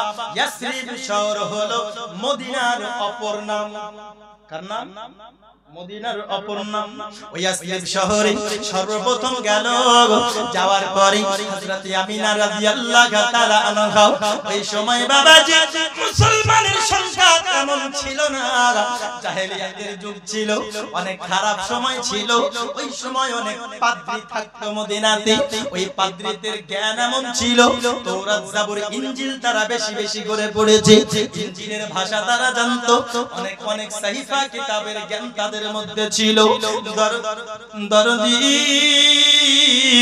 হযরতে আমিনা রাদিয়াল্লাহু তাআলা আনহা যেই মদিনার জায়গাতে ওইখানে দাঁড়িয়ে ছিল দরদি ওইখানে একটি পাদ্রী এসেছে আসার পরে যেন যখন আমার নবীকে দেখেছেন আমার নবীর নূরে নূরান্বিত চেহারা দেখে পেশানিতে নূরের চমক দেখে সেই ব্যক্তি আপনার বলা বলি করতেছে এই হলো মুহাম্মদ এই সন্তান এই ছোট্ট বাচ্চা এই ছোট্ট শিশু কোনো সাধারণ শিশু নয় তারা ভবিষ্যৎবাণী করেছে এই বাচ্চাও এমন একটি সময় আসবে যে একটি গোত্র আপনার পতাকা উত্তোলন করবে এই ছোট্ট বাচ্চা এই বাচ্চার এই জায়গাটা দারুল হিজরত হবে মদিনাটা তার হিজরতের ঘর হবে এবং তার ছায়া তলে অনেক মানুষ ইত্তেহাদ হবে এ কোনো সাধারণ ব্যক্তি নয় এ কোনো সাধারণ বাচ্চা নয় খোদার কসম করে বলি এর শান ও মান অনেক উঁচু রয়েছে যখন চর্চা হতে লেগেছি পাদ্রীরা বলা বলি করতে লেগেছি আমার নবীকে দেখার পরে চিনতে পেরেছি কারণ তাওরাত বলুন জবুর বলুন ইনজিল বলুন কোরআন বলুন মহান আল্লাহর প্রত্যেকটা কিতাব আম এবং খাস ছোট বড় কিতাবে দরদি নবীজির শুভাগমনের আগমনের বার্তা আমার আল্লাহ দিয়ে দিয়েছে আমার আল্লাহ দিয়ে দিয়েছে আব্বাজি তো পাদ্রীদের মধ্যে যখন বলা বলি চলছে মদিনার শহরে যখন বলা বলি চলছে প্রচার হতে শুরু করে দেয় নবী মুহাম্মাদের তখন আস্তে আস্তে মানুষ তাকে দেখতেছে উম্মে আইমান এবং হযরতে আমিনা তিনি মনে করলেন এইখানে থামা আর বেশিক্ষণ ক্যাম্প করা এখানে মানে স্থান থাকা আর বেশিক্ষণ ঠিক হবে না আমাদেরকে রওনা দিতে হবে কথা বুঝতে পারছেন আমাদেরকে রওনা দিতে হবে এখানে আর বেশিক্ষণ থাকা যাবে না যখন এমত অবস্থা হলো যখন মনে করলো বিপদের আশঙ্কা এমত অবস্থাতে হযরতে আমিনা রাদিয়াল্লাহু তাআলা আনহা তিনি মদিনাকে ত্যাগ করে তিনি যাচ্ছেন মক্কার দিকে যাচ্ছেন এবং যাওয়ার পথে তিনার স্বামীর কবর আবওয়া তিনি জিয়ারত করবেন মনে রাখবেন মক্কা এবং মদিনার মধ্যস্থলে হচ্ছে আবওয়া নামক একটি জায়গা যেখানে হযরতে আব্দুল্লাহর কবর রয়েছে যেখানে আব্দুল্লাহর কবর রয়েছে আবওয়া থেকে মক্কা প্রায় 150 কিলোমিটার রাস্তা কয়শো 150 কিলোমিটার রাস্তা এখনো রাস্তা অনেক বাকি আছে হযরতে আম্মা জান আমিনা রাদিয়াল্লাহু তাআলা আনহা দরদি গো ওই জায়গাতে যেতে যেতে যেতে যেতে আবওয়া নামক জায়গাতে হযরতে আমিনা অসুস্থ হয়ে গেল হে আমার যুবক শোনো আমার কিরা ভালো করে বুঝুন দরদি আজকে কোন নবীকে আমরা পেয়েছি যেই নবী কত কষ্ট সহ্য করেছি যেই নবী কত আঘাত সহ্য করেছে আম্মা জান, ও আমার করজোনা গ্রামের মা জননীরা, এই আমার যুবক, আজকে ইসলামকে আমরা হালকা ভাবে নিয়ে নিয়েছি। আজকে নবীকে ভালোবাসতে পারি না, আজকে ইসলামিক কালচার আমরা পালন করতে পারি না। এই ইসলাম কম করে আমরা পাই নাই গো বাবা। আমার নবীর আম্মা জান আবওয়া নামক জায়গাতে তিনি অসুস্থ হয়ে গেল। হে বাবাজি আমার নবীর বয়স সবে মাত্র 6 বছর। আর 6 বছর কেন, আমার নবীজির আব্বা জান, আমার নবীজি যখন গর্ভে, আমার নবীজির আম্মা আব্বা আব্দুল্লাহ ওই আবওয়াতে শুয়ে রয়েছে কবরের মধ্যে। আম্মা জান আমেনা ওই জায়গায় মক্কায় যাওয়ার পথে আবওয়া নামক জায়গাতে অসুস্থ হয়ে গেল। হে বাবাজি আমার, অসুস্থ যখন হয়ে গেল, একদিন 2 দিন করে করে দীর্ঘদিন যখন হয়ে গেল, তিনি আর চলতে পারে না। কারণ 150 কিলোমিটার রাস্তা রয়েছে সোনার মক্কা। আর এই মক্কাতে কেমন করে যাবে? যতদিন যায় তত অসুস্থ বাড়তে থাকে। দরদি আম্মা জান আমিনা ওই আবওয়া নামক জায়গায় এমন ভাবে অসুস্থ হয়ে গেল, এমন অসুস্থ হয়ে গেল, আম্মা জান আমিনা তিনি জানতে পারলেন, তিনি বুঝতে পারলেন আমার আর হয়তো হায়াত নাই, আমার আর হয়তো হায়াত নাই, আমি দুনিয়া থেকে বিদায় নিয়ে নেব। এ আমার কলিজার টুকরা, আমি তোমাকে বলি শোনো, কসম খোদার, আমি আমিনা তোমাকে ছোটবেলা থেকে দেখে আসতেছি, তোমাকে আমি বলি মুহাম্মদ, তোমার শান উঁচু জায়গাতে আছে, তোমার জন্য বড় একটি জায়গা অপেক্ষা করতেছে। ও মুহাম্মদ, তুমি খারাপ মানুষের সঙ্গে মিশে যাবে না। মুহাম্মদ, তুমি খারাপ মানুষের সঙ্গে কখনো মিশে যাবে না। কসম খোদার করে বলে মুহাম্মদ, আমি যদি ইন্তেকাল করে যাই, তুমি কান্না করবে না, তুমি কান্না করবে না। ওরে আমার যুবক, ওই রকম অবস্থা যদি কারো হয়, ওই ব্যক্তি মনে মনে কান্না করে করে কলিজাটা ফেটে যাবে। আব্দুল্লাহ যেখানে শুয়ে আছে ওই জায়গাতে আমিনা এমনটা বলে বলে উম্মে আইমানকে বলছে, রে উম্মে আইমান, আমি যদি ইন্তেকাল করে যাই, তবে আমার সন্তানকে তার দাদার কাছে তুমি পৌঁছিয়ে দিও। উম্মে আইমান তিনি কত কান্না করতেছে। এ আমার বাবাজি, একদা অবস্থাতে আমার নবীজির আম্মা জান আমিনা তিনি নবীকে 6 বছর বয়সে রেখে দিয়ে ইহ জগৎ থেকে পরজগৎ গমন করেছে। উম্মে আইমান কান্না করে, ওগো মাবুদ আল্লাহ, ওই সন্তানের অন্তরে কি হবে মওলা গো, ওই সন্তানের অন্তরে কতই না দুঃখ হবে, যে সন্তান মায়ের গর্ভ থাকা অবস্থাতে এতিম হয়ে গেছে, বাবা হারিয়ে ফেলেছে।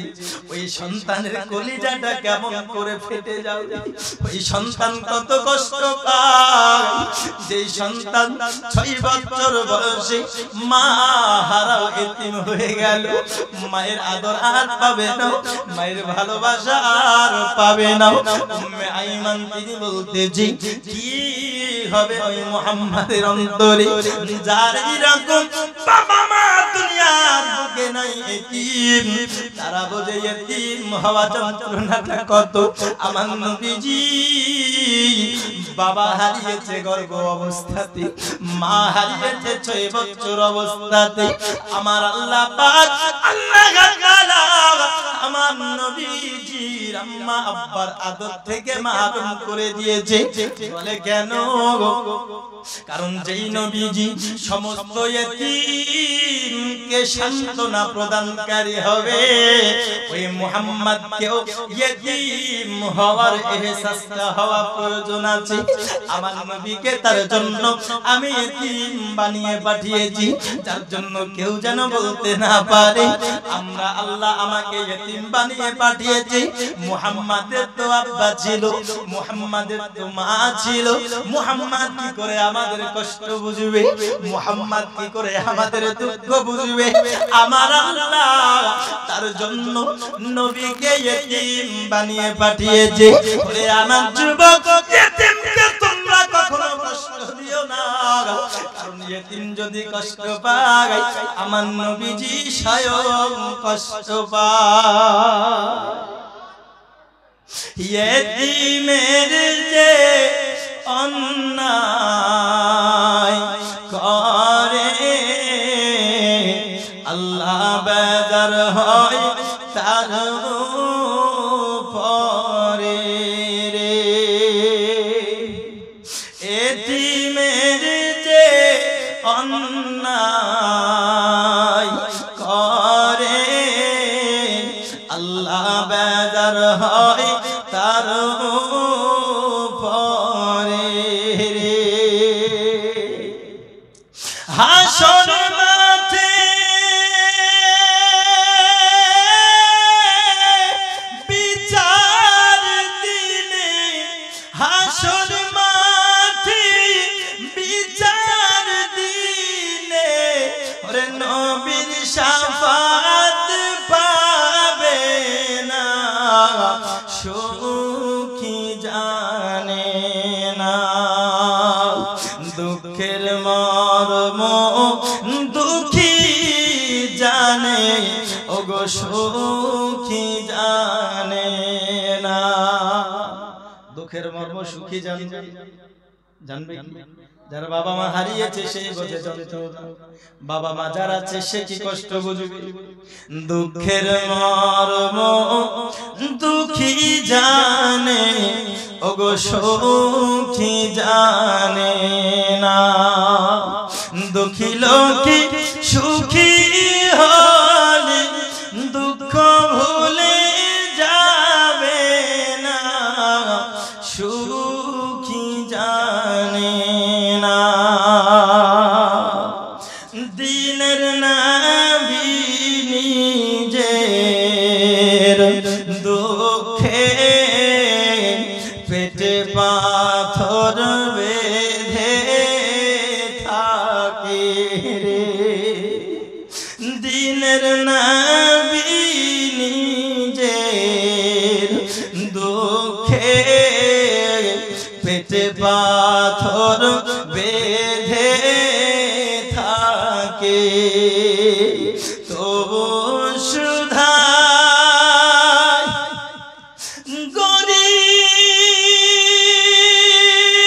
লোকে ওগো খেতে পেয়েছো কিনা, সুখী জানে না।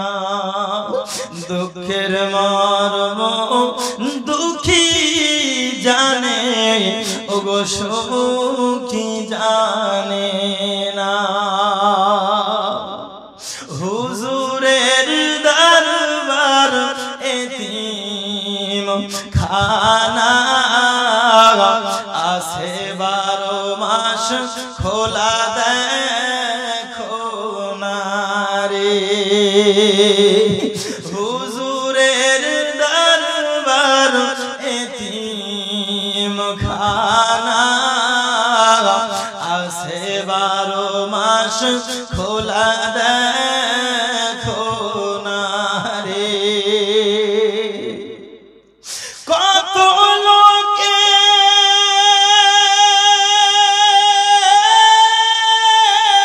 খাইছে খানা, কত লোকে খাইছে খানা, ওগো নাই তাগার তুলনা, সুখী জানে না। দুঃখের মর্ম দুঃখী জানে, ওগো সুখী জানে না। দুঃখী লোকে সুখী হলে দুঃখ ভুলে যাবে না, সুখী জানে না।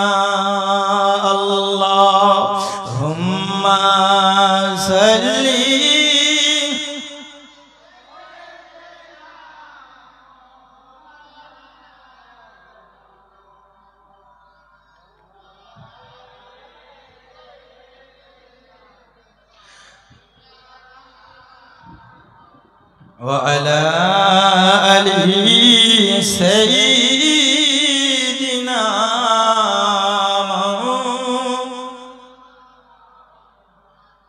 صلوا على محمد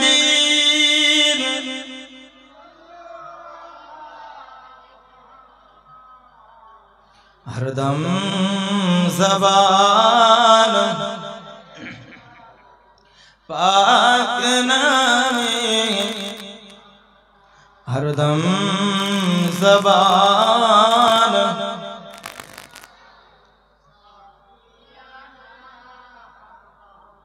সাল্লাল্লাহু তাআলা আলাইহি ওয়াসাল্লাম। আব্বাজি ভালো করে বুঝুন বাবা, হযরতে আমিনা রাদিয়াল্লাহু তাআলা আনহা ওই মাকামে আবওয়াদি তিনিও ইন্তেকাল করে গেলেন। হযরতে উম্মে আইমান তিনি আপনার জন্য অনেক কান্না করতেছেন, কারণ তিনি দেখতেছেন যে সন্তান বাবা হারিয়েছে মায়ের গর্ভ অবস্থাতে এবং মাকে হারালো 6 বছর অবস্থাতে।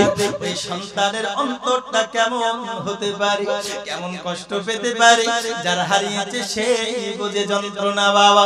আব্বাজি আমার হযরতে উম্মে আইমান আমার দরদি নবীকে যখন এই অবস্থাতে দেখলেন তিনিও ভেঙে পড়ে গেল। হে বাবাজি আমার, আমি বেশি লম্বা চড়া করব না, সরাসরি সামনের দিকে এগিয়ে যাই, কারণ আমার নবীজির জীবনী আরো সামনের দিকে এগিয়ে যেতে হবে। আর আমার নবীজির জন্ম বৃত্তান্ত জীবন কাহিনী যদি শুরু করা যায় 3 দিন কেন 3 বছর কম পড়ে যাবে না, কম পড়ে যাবে। বলে আমার নবীর শান ও শওকত পৃথিবীর বুকে আজ পর্যন্ত কেউ বলে শেষ করতে পারবে? পেরেছে কি? কেউ শেষ করতে পারে। তবে আমি যতদূর পারবো এগিয়ে নিয়ে যাব। এ বাবাজি আমার, হযরতে উম্মে আইমান হযরতে আমিনা তিনাকে এখানে দাফন করার পরে তিনি আপনি ছোট্ট কাফেলার সঙ্গে, যে কাফেলার ব্যক্তি ছিল দুটো আর যেটার সঙ্গী ছিল সবে মাত্র 2টি উট, এই ছোট্ট একটি কাফেলা এর সঙ্গে হযরতে উম্মে আইমান আমার দরদি নবীকে সঙ্গে নিয়ে মক্কার পথে রওনা দিয়েছে। এ দরদি আমার হযরতে উম্মে আইমান জানে না কতদিনের রাস্তা কাফেলা তয় করেছে, কতদিনের রাস্তা নিযুক্ত করেছে, কারণ একটা জায়গায় আমাকে যদি যেতে হয় আমি 2 দিনে যাব কি 3 দিনে যাব, আগে থেকে আমাকে সিলেক্ট করতে হবে। হবে না? আগে থেকে সিলেক্ট করতে হবে। আমি এখান থেকে বহরমপুরে 3 দিনেও যেতে পারি না গো। এখান থেকে আমি আপনার এটা কোন দিক যেন কান্দির থেকে, এখানে যদি আমি বহরমপুর যাব মনে করি, এখানে আমি যদি মনে করি যে আমি কান্দিতে গিয়ে আমি একদিন ওখানে থাকবো, কথা বুঝতে পারলে? ওখানে থেকে আরাম করে আবার সকালে বেরোবো, ওখান থেকে শুরু করে আবার গিয়ে আমি খাগড়াতে থাকবো, ওখান থেকে একদিন থেকে আবার আমি শেষ দিনে বহরমপুর সেটাও। এবং এটা যদি মনে করি যে আমি কোথাও থামবো না, ডাইরেক্ট একদিন বা 2 দিন যতটা সম্ভব টাইম নেওয়ার প্রয়োজন, এই টাইমটা নির্ধারিত করে আমি ডাইরেক্ট আমার মাকসাদে মঞ্জিল গন্তব্যে আমি পৌঁছাবো। একটা নির্ধারিত করা থাকে না, একটি নির্ধারিত করা থাকে। তো হযরত উম্মে আইমান তিনি জানছেন না কতদিনের রাস্তা নিযুক্ত করা হয়েছে। চলতে থাকে কোন জায়গায় যেন আপনার থামে না, চলতে থাকে কোন জায়গায় আপনার থামে না। এ আমার মা খালারা, আপনারা একটু মনোযোগ দিয়ে শ্রবণ করুন মা, কারণ আপনাদেরকে বেশি করে শোনা দরকার আছে। কারণ আপনারা যদি আমার নবীর আলোচনা শুনেন মা জননী, আমার নবীর জীবন কাহিনী শুনতে থাকেন, আমার নবী কেমন চলেছে, আমার নবী কেমন ছিল, আমার নবীর সম্মান কেমন ছিল, আমার নবী কেমন করে জীবন যাপন করেছেন, আপনারা যদি শোনেন আপনাদের সন্তানকে আপনারা শিক্ষা দেবেন। দেওয়া দরকার আছে না? আপনারা শিক্ষা দেবেন। কারণ আটা গুনে রুটি আর মা গুনে বেটা বেটা, তাই না? গাছ যেমন হবে ফল তেমন হবে। আর মা বোনেরা দেখেন অনেক দেখতে পাচ্ছি গল্প করছে, হ্যাঁ অনেকে গল্প করছে, মানে ওদিকে আরেকটা ওয়াজ চলছে, এদিকে একটা ওয়াজ চলছে, ওদিকে আরেকটা ওয়াজ চলছে। হ্যাঁ, তো যাই হোক আলহামদুলিল্লাহ এই খরজুনা গ্রামের মা বোনেরা খুব ভালো, এরা চুপে চাপে ওয়াজ শুনছে। হ্যাঁ, যাই হোক আপনারা একটু গভীর মনোযোগ দিয়ে শুনুন। একদিন 2 দিন করতে করতে অবশেষে হযরতে উম্মে আইমান তিনি মক্কায় পৌঁছে গেলেন। তো হযরতে আব্দুল মুত্তালিব তিনি খোঁজ নেবেন না যে আমিনা কোথায়, খোঁজ নেবে কি নেবে? খোঁজ নেবে। দরদি হযরতে আমিনা রাদিয়াল্লাহু তাআলা আনহার যখন দেখতে পাই না, আব্দুল মুত্তালিব তিনি যখন আমিনাকে দেখতে পেল না, হযরতে আমিনাকে দেখতে পাই না, নবী মুহাম্মদকে দেখতে পেয়েছি, তখন উম্মে আইমানকে জিজ্ঞাসা করতেছে, এ উম্মে আইমান, আমার আমিনা বৌমা কোথায়, আমার আমিনা কোথায়? তখন উম্মে আইমান তিনার কলিজাটা ফেটে যায়, তিনার কলিজাটা ফেটে যায়। এ বাবা আমার হযরতে উম্মে আইমান তিনি বলতেছে, মুনিব ওগো হুজুর, আমার সঙ্গে যখন আমিনা মক্কার জমিনে ফিরে আসতেছিল, মদিনার সরজমিন থেকে যখন আবার মক্কার জমিনে আসতেছিলাম, আবওয়াতে জিয়ারত করব স্বামীর কবর, ওই জায়গাতে আপনার বৌমা আমিনা গুরুতর অসুস্থ হয়ে আল্লাহর কাছে প্রিয় হয়ে গেছে। এই সন্তানকে ইয়েতিম বানায়া আমার আল্লাহ আপনার বৌমা আমিনাকে নিয়েছে। হায়রে আপনার আব্দুল মুত্তালিব তিনার কলিজাতে যেন বিজলি চমকায়, তিনার কলিজাতে যেন আপনার বিজলি চমকায়। হে বাবা জিয়া, হযরতে আব্দুল্লাহ যেন অঝর নয়নে কান্না করতে থাকে, বারংবার নবীর মুখের দিকে তাকায় আর তিনার আমিনার কথা একবার মনে করে, ও আল্লাহ তুমি এমন কি পরীক্ষায় তুমি ফেলেছো, তোমার কেমন কুদরতি মহিমা। ওগো মাবুদ, যেই আমার নাতিকে ছোটবেলায় তুমি মায়ের আদর থেকে বঞ্চিত করেছো, আর যখন মায়ের গর্ভে ছিল তুমি বাবা থেকে বঞ্চিত করেছো। ওগো মাবুদ আল্লাহ, এই সন্তানকে এখন কে বাবা মায়ের আদর দেবে? হযরতে আব্দুল মুত্তালিব তিনি আপনার সন্তানকে কোলে নিলেন বাবা, এবং মুখে ঢুকে চুমু খেলেন আমার দরদি নবীকে। চুমু খাওয়ার পরে হযরতে আব্দুল মুত্তালিব আর যেন কাউকে আমার নবী দেয় না। আব্দুল মুত্তালিবের সঙ্গে 6 বছর বয়স থেকে আমার দরদি নবীজি থাকতে লাগলেন। আব্দুল মুত্তালিবের কাছে থাকতে লাগলেন। 1 সেকেন্ডের জন্য তিনি আর কোথাও যেতে দেন না। বলে কেন? যার বাবা নাই, যার মা নাই। হায়রে আজ নবী সাল্লাল্লাহু আলাইহি ওয়াসাল্লাম কত কষ্ট পেয়ে, কত দুঃখ সহ্য করে তিনি বড় হচ্ছেন, আর ইসলাম প্রচার করতে গিয়ে রাসূল কত কষ্ট করেছেন ইনশাআল্লাহ আপনাদেরকে বলবো।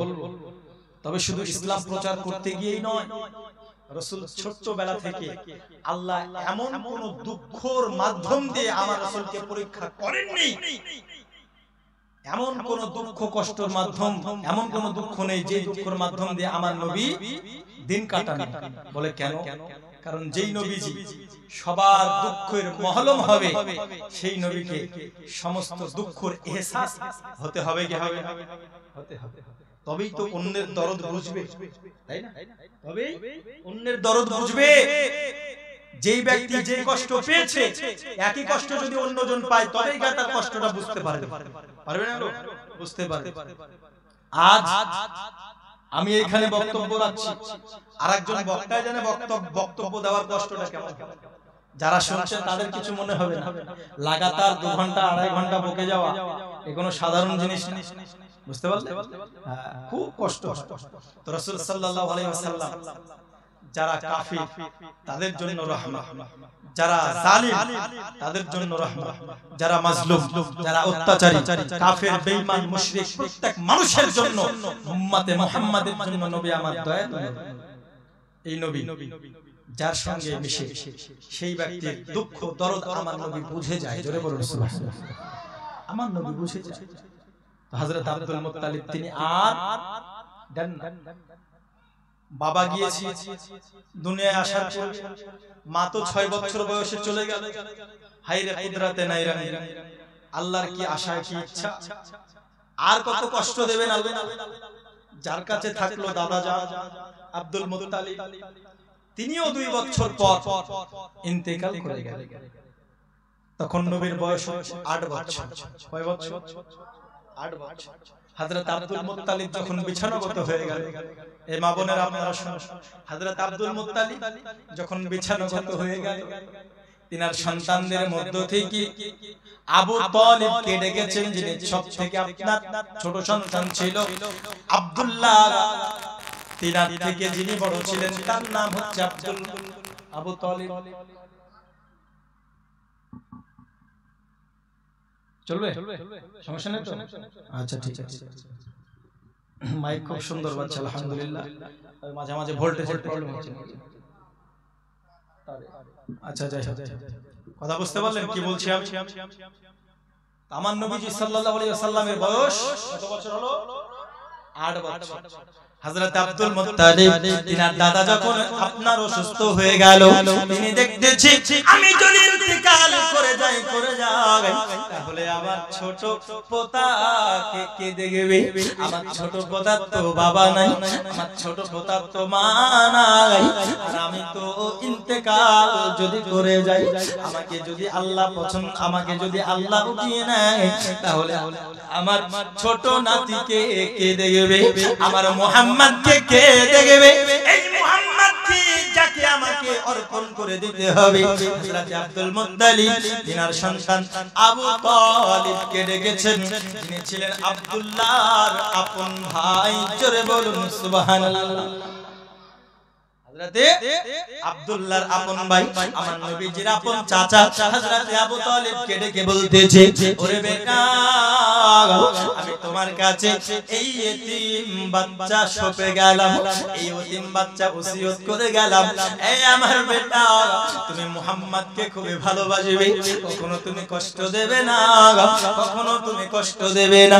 তার বাবা নাই, তার মা নাই, আমি দাদাও যদি চলে যাই, আমি তোমার কাছে সঁপে যাই রে বেটা, এই মুহাম্মদকে তুমি কখনো কষ্ট দেবে না, কারণ এই মুহাম্মদ হলো এমন মহান ব্যক্তিত্ব, যিনি বড় হওয়ার পরে যার উঁচু সম্মান রয়েছে।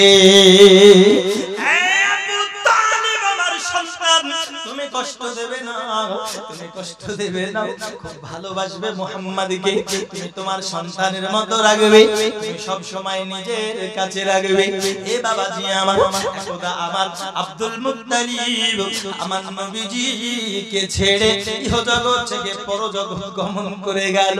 আমার নবীজির চোখ দিয়ে কঠোর নয়নে অশ্রু পড়ে, আমার নবীজির মনটা বড় কান্না করে, গো মাবুদ, আমাকে তো বাবার মায়ের গর্ভ অবস্থাতে বাবা নিয়ে নিয়েছো, আমার মায়ের কাছে আমি থাকতাম, তুমি আমার মাকেও নিয়ে নিলে।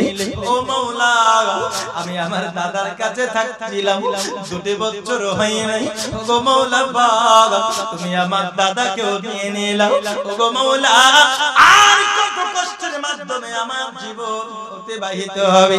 হে বাবাজি আমার, আমরা তো এইরকম কষ্ট কেউ কোনোদিন পাইনি। দরদি আবু তালিবের কাছে যখন শুবে গেল, হযরত আবু তালিব, আপনার কি হলো বাবা? হযরত আব্দুল মুত্তালিব বংশ পরম্পরা হিসাবে যে কাবা ঘরের মুতাআল্লি ছিল, হযরত আব্দুল মুত্তালিবের থেকে আবু তালিব ওই খিদমতের সুযোগ পেয়ে গেল। হাজীদেরকে পানি পান করানো, তাদের সেবা করা, কখন কি লাগবে না লাগবে জিজ্ঞাসা করা। হে বাবাজি আমার, আমার নবীজি আবু তালিবের কাছে থাকতে লাগলো। হযরত আবু তালিব রাদিয়াল্লাহু তাআলা আনহু আমার নবীজিকে এত মুহাব্বত করতেন, এত ভালোবাসতেন, তিনার নিজের সন্তানের থেকেও আমার দয়াল নবীকে বেশি ভালোবাসতো। আমার নবীকে সব থেকে নিজের আপন সন্তানের থেকেও ভালোবাসতো। বলে কেমন করে? হযরত আবু তালিবের জন্য, সবার জন্য যখন দস্তরখান বিছানো হতো, খাবার যখন বিছানো হতো, আবু তালিব সরদার ছিল, তিনার জায়গাতে যদি নবী মুহাম্মদ গিয়ে বসে যেত, হযরত আবু তালিব আর অন্যান্য আপনার সেবকরা বলতো, এ মুহাম্মদ তুমি উঠে পড়ো, ওইখানে তোমার চাচা আবু তালিব বসবে। এমন অবস্থা দিয়ে আবু তালিব আসার পরে বলতেছে, তুমি ওইখানে বসে থাকো। খবরদার খবরদার, ওইখান থেকে মুহাম্মদকে কেউ উঠাবে না, কারণ আমি আবু তালিবের জন্য যেই আস্তানা যেই জায়গা রয়েছে, আমার ওই মুহাম্মাদের জন্য তার থেকে আরো উঁচু সম্মানিত জায়গা ভবিষ্যতে অপেক্ষা করতেছে। মুহাম্মদকে কেউ জোর গলায় কথা বলবে না, কেউ মুহাম্মদকে তোমরা আঘাত দেবে না। হযরত আবু তালিব তিনি সব সময় আমার নবীকে সঙ্গে সঙ্গে রাখতেন। বাবা তিনার সন্তানদের থেকে আমার নবী কি নবীর সব থেকে বেশি খেয়াল রাখতো। হে বাবাজি, আমার নবীর চরিত্র এত সুন্দর ছিল। দরদি আবু তালিব যখন কাবা ঘরের হাজিদের সঙ্গে যখন সেবায় নিয়োজিত থাকতো, পানি পান করাতে যেত, আমার নবীজিও আবু তালিবের সঙ্গে যেত, হাজিদেরকে পানি পান করানোর জন্য, সেবা করার জন্য যেত, তাদেরকে পানি পান করাতো। পানি পান করানোর পরে আবার তিনাদেরকে থাকার ব্যবস্থা করে দিত। আমার নবী যখন থাকার ব্যবস্থা করে দিত, আমার নবী আরো বলতো, এ হাজিরা, আপনারা যারা হজ করতে এসেছেন, আপনাদেরকে আমি বলি, যদি কোনো কিছুর প্রয়োজন হয় অবশ্যই অবশ্যই আমি মুহাম্মদকে স্মরণ করবে। মুহাম্মদ একটু বলে দেবে, আপনাদের কোনো আদব ইহতিরাম মেহমান নওয়াজিতে যদি কম থাকে আমায় বলবেন, আমি সেটা পূরণ করে দেব। কখন কি লাগবে আমায় বলবেন, আমি পূরণ করে দেব। তো যখন হাজিরা এসেছিল, যখন হাজী সাহেব যারা হজ করতে এসেছিল, তারা বলা বলি করছে, তারা একে অপরে বলা বলি করছে, এ কে?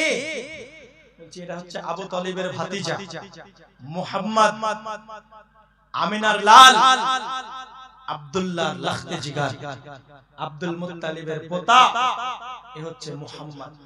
বলছে মাশাআল্লাহ, এর চরিত্র, এর ব্যবহার, এর মেহমান নওয়াজি এত সুন্দর। হজ করতে যারা এসেছে সবাই প্রশংসা করেই গিয়েছে। জোরে বলুন সুবহানাল্লাহ। আমার নবী প্রশংসা করেছে। একদিন দুই দিন করতে করতে করতে করতে বাবা হযরত আবু তালিব এমন করতে করতে করতে কাবা ঘরের মুতাআল্লির সেবা করে। কখনো ব্যবসাতে যেত, আমার নবীজি কাবা ঘরের মুতাআল্লি হিসাবে আপনার হাজীদেরকে সেবা করত। এমন কোন কাজ আমার নবী করেনি। হে বাবাজি, আমার নবী কখনো বসে থাকেনি। আবু তালিবের সংসারী যখন অনাটন এসেছে, অভাব এসেছে, বাবা আমার নবীজি অন্যজনের ছাগল বকরি কি আপনার ভাড়া নিয়ে চড়িয়েছে। বলে কেমন করে? যদি আমি চড়াই তবে মজুরি দেবে। এমন অবস্থা দিয়ে অন্যজনের ছাগলকে ঘাস খাওয়ানোর জন্য নিয়ে গিয়েছে, যার জন্য আমার চাচা আবু তালিব তার সংসারে যেন একটু হলেও উন্নতি হয়ে যায়। হে বাবাজি আমার, হযরত আবু তালিব কখনোই নবীকে আবার কাজ করতে দেয় না। কিন্তু আমার নবীজি ন্যায় বিচারক, তিনি আপনার কখনোই বসে থাকাটাকে নিজে সৌভাগ্যবান মনে করে না, কখনো বসে থাকাটাকে নিজের গাবারা মনে করে না। আমার নবীজি সর্বদাই কোনো না কোনো কাজে ব্যতিব্যস্ত হয়ে থাকতো। বাজি আবার আমার নবীর বয়স যখন 12 বছর হলো, আবু তালিব তিনি ব্যবসার সূত্রে শাম নগরীতে যাবে। বাবা হযরত আবু তালিবের ঘোড়ার জিব ধরে আমার নবীজি তিনি যেন বলতেছেন, চাচা গো, আপনি আমাকে আপনার সঙ্গে নিয়ে চলুন, আপনি আমার সঙ্গে নিয়ে চলুন। কয় বছর বয়স হলো? 12 বছর। কয় বছর? 12 বছর। তো 12 বছর বয়স যখন হলো, হযরত আবু তালিব তিনি ব্যবসার সূত্রে কোথায় যাবেন? শাম দেশে। কথা বুঝতে পারলেন? মক্কা থেকে শাম দেশে যাবে। তো নবী আমার ঘোড়ার লাগাম ধরে তিনি বলতেন, চাচা যান, আপনি কোথায় যাচ্ছেন? আমাকে এখানে রেখে আপনি কোথায় যাচ্ছেন? বলছে, ভাতিজা আমি ব্যবসায় যাব। এ মুহাম্মদ তুমি এখানে থাকো, রাস্তায় অনেক কষ্ট হয়। এখনকার মতো তো জাহাজে, হেলিকপ্টার, ট্রেন, বাস এগুলো ওই সময় ছিল না। ওই সময় ছিল তখন উট ছিল, উটের পিঠের উপর খচ্চরের উপরে মাল বইয়ে দিত, ঘোড়ার পিঠে উঠে যেত, কেউ কেউ গাধার পিঠে উঠেও যেত। কথা বুঝতে পারলেন? যে যেমন বহন পেত তার পিঠে উঠে যার যেরকম হাইসিয়াত সেই রকম পশু কিনে তার পিঠের উপরে সওয়ার হয়ে এক দেশ থেকে আরেক দেশ যেত। এক দেশ থেকে আরেক দেশ যেতে কারো 1 মাস সময় চলে যেত, কারো 1.5 মাস, কারো 2 মাস, ব্যবসা করে আস্তে আস্তে 6 মাসের পেটে যেত। কথা বুঝতে পারলেন? আবু তালিব তিনি যাবেন ব্যবসাতে বাবা, হঠাৎ করে আমার নবীজি তিনি বাইনা ধরেছে, ও চাচা জান আপনি কোথায় যাচ্ছেন, কোথায় যাচ্ছেন, আমায় কেন আপনি নিয়ে যাচ্ছেন না? তখন বলতেছে ভাতিজা ও মুহাম্মদ ইবনে আব্দুল্লাহ, তোমায় আমি কেমন করে নিয়ে যাই বলো, কারণ রাস্তার মাঝে এত কষ্ট হবে, এত রৌদ্র হবে, তুমি হয়তো সহ্য করতে পারবে না। ও ভাতিজা মুহাম্মদ তোমায় কেমন করে কষ্ট দিতে পারি? আমার আব্বা জান তোমায় আমার কাছে আমানতের সহিত রেখে গেছে, আমার নবীজি আবু তালিবকে কোনো মতে ছাড়ে না। তখন বলতেছে চাচা আমার মা আমায় ছেড়ে চলে গেছে, আমার বাবা আমায় ছেড়ে চলে গেছে, আমার দাদাও আমার ছেড়ে চলে গেছে, আর আমার দাদা আপনার কাছে আমায় রেখে গেছে। চাচা গো আপনাকে যদি যেতে হয় আমি মুহাম্মদকে নিয়েই যেতে হবে, মুহাম্মদকে নিয়েই যেতে হবে। নবী আমার যখন বাইনা ধরে বাবা, আবু তালিব আর যেন থাকতে পারে না, নবী মুহাম্মদকেও সঙ্গে নিয়ে শাম নগরীর ব্যবসাতে রাস্তার দিকে রওনা দিল, রাস্তার দিকে রওনা দিল। এইখানে যাওয়ার পর রাস্তায় যেতে যেতে যেতে যেতে তৎকালীন সময় সারাইখানা থাকে, সারাইখানা যেটাকে উর্দুতে বলছে হোটেল। কথা বুঝতে পারলেন? হোটেল যদি কোনো সাম্রাজ্য থাকতো, সাম্রাজ্যের আন্ডারে হতো, তাহলে ওটা ফ্রিতে থাকতো, আর যদি কোনো সাম্রাজ্যের মধ্যে না থাকতো তাহলে হয়তো টাকা দিয়ে খেতে হতো, এমন অবস্থা। কথা বুঝতে পারলেন? ওটা কোনো সাম্রাজ্যের মধ্যে ছিল না। সফরে যেতে যেতে যেতে যেতে এমন একটা হোটেলের কাছে থামলো। এবার শুধু একা নয়, আরো অন্যান্য একটা কাফেলা যায় ব্যবসাতে। এখন তো একা একা মানুষ ব্যবসায় চলে যেত, তৎকালীন সময় একা যেত না, একসঙ্গে 10 জন 20 জন 15 জন ব্যবসায়ী একসঙ্গে যেত। কথা বুঝতে পারলেন? বলে কেন? কারণ যদি একা যেত তাহলে ডাকু যারা চোর পাহাড়ি এলাকাতে থাকে তারা ডাকাতি করে মেরে ধরে মালটাল নিয়ে নেওয়ার ভয় থাকতো, যার জন্য 40 জন 20 জন 25 জন যত দল ভারী হতো এটাকে একটা কাফেলা বলা হয়। কি বলা হয়? কাফেলা। এই কাফেলা করে যেত, যেতে যেতে যেতে যেতে এ বাবাজি আমার ওই একটা জায়গায় হোটেলে যেন থেমে গেল। আমার নবী মুহাম্মদ ওই জায়গায় যেন থেমে আছেন বাবা, তিনি দাঁড়িয়ে আছেন। এমন তো অবস্থাতে সবাই যেন চলে যায় ওই হোটেলের মধ্যে। হোটেলের মধ্যে যাওয়ার পরে বাবা সবাই যেতে যেতে যেতে যেতে সবাই হোটেলের মধ্যে ঢুকে পড়েছে। এইবার হোটেলের যে সেবক ছিল ও কিন্তু আপনার পাদ্রীর মুখ থেকে মুহাম্মাদের প্রশংসা শুনেছিল। জোরে বলুন সুবহানাল্লাহ। আর ওই পাদ্রীর জ্ঞান কেমন ছিল? যারা ইনজিল পড়ে আমার নবীর আগমনের কথা শুনেছে, যারা ইনজিল পড়ে কিছু কিছু মানুষদেরকে এমন একজন মহামানব আসার আপনার আগমনের খুশি শুনিয়েছিল, যার গোলাম আসমান জমিন পাহাড় পর্বত কীট পতঙ্গ নদী নালা সারা 18,000 মাখলুকাত ওই নবীর তাজিম করবে, এমনটা শুনেছিল বাবা। তার ওই রকম জ্ঞান ছিল। এমন তো অবস্থা হে বাবাজি আমার সোনা মানিকেরা, সারা দুপুর বেলাতে ওই হোটেলে যখন থেমেছে সারা কাফেলার ব্যক্তিগণ ওই হোটেলের মধ্যে ঢুকেছে।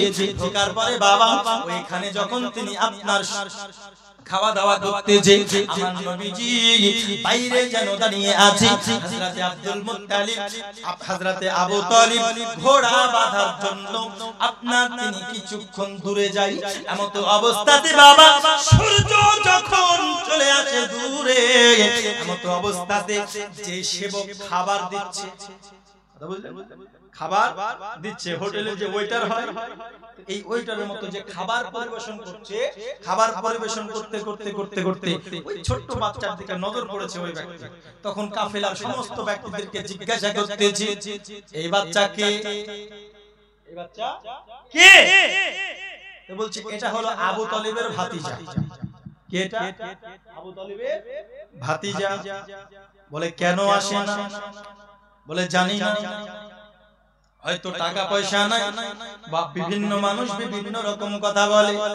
খাবার দিতে দিতে দিতে দিতে যখন প্রথমে আসে না, দেখছে কোনো প্রতিক্রিয়া করে, বুঝতে পারলে, কোনো প্রতিক্রিয়া করে। ধরুন একটা হোটেলে 20 জন খাচ্ছে, একজন বাইরে দাঁড়িয়ে আছে, জিজ্ঞেস করলো ওটা কে? তো অমুক ব্যক্তি। তো ওই সে খাক চাই না খাক, কার কি, তাই জিজ্ঞাসা করলো না। কিছুক্ষণ সময় গেল, তো দেখতেছে আমার নবী সাল্লাল্লাহু তাআলা আলাইহি ওয়াসাল্লামের মাথায় যখন রোদ পড়ছে। কি পড়ছে? রোদ পড়ছে। তো ওই ওইটা লক্ষ্য করছে নবী মুহাম্মাদের দিকে। যখন যে নবীর মাথাতে যখন রোদ পড়ছে, তখন তার পিছনে যে গাছ রয়েছিল, সেই গাছটা যেন ঝুঁকে গিয়ে নবীর মাথায় ছায়া করে দিয়েছে। জোরে বলুন সুবহানাল্লাহ। আরো জোরে হবে না সুবহানাল্লাহ? এটা দেখার পরে অবাক হয়ে গেল, তিনি বড় চিন্তিত হয়ে গেল। আমি কি ওকে দেখতেছি যার কথা আমি অনেক পূর্বে শুনেছি? ওই সন্তান কি হলো, এটাও সন্দেহ হলো। এবং তিনি শুনেছেন তিনার একটি চিহ্ন থাকবে। কি থাকবে? চিহ্ন থাকবে। নবী মুহাম্মাদের পুস্তে একটি চিহ্ন থাকবে, নবী হওয়ার, মুহাম্মদ হওয়ার, বিশ্ব পয়গম্বর হওয়ার একটি চিহ্ন থাকবে। সেই ব্যক্তি শুনেছিল বাবা এমত অবস্থাতে বারংবার তিনি এইবার আর যেন না ডেকে থাকতে পারে না। এইবার তিনি বলতেছেন বাবা, ওই ব্যক্তিকে, ওই সন্তানটাকে আবু তালিবের তো ভাতিজা বলেছো, তবে তার বাবার নামটা একটু আমায় বলো না। তখন বলতেছে ওর বাবার নাম হলো আব্দুল্লাহ। জোরে বলুন সুবহানাল্লাহ। এই আব্দুল্লাহর কথা শুনেছিল এই বাবাজি আমার। আব্দুল্লাহর কথা যখন শুনেছি, তখন তিনার সন্দেহ হলো এই ব্যক্তি হলো সেই হয়তো মহামানব যার কথা আমি শুনেছিলাম। দরদি আমার ওই ব্যক্তি আর থাকতে না পেরে ওই সন্তানকে ডাকার আহ্বান করছে। বারংবার করোনা কোনো বাহানা দি তিনাকে ডাকার প্রয়োজন মনে করতেছে। বলতেছে তাকে ডাকো।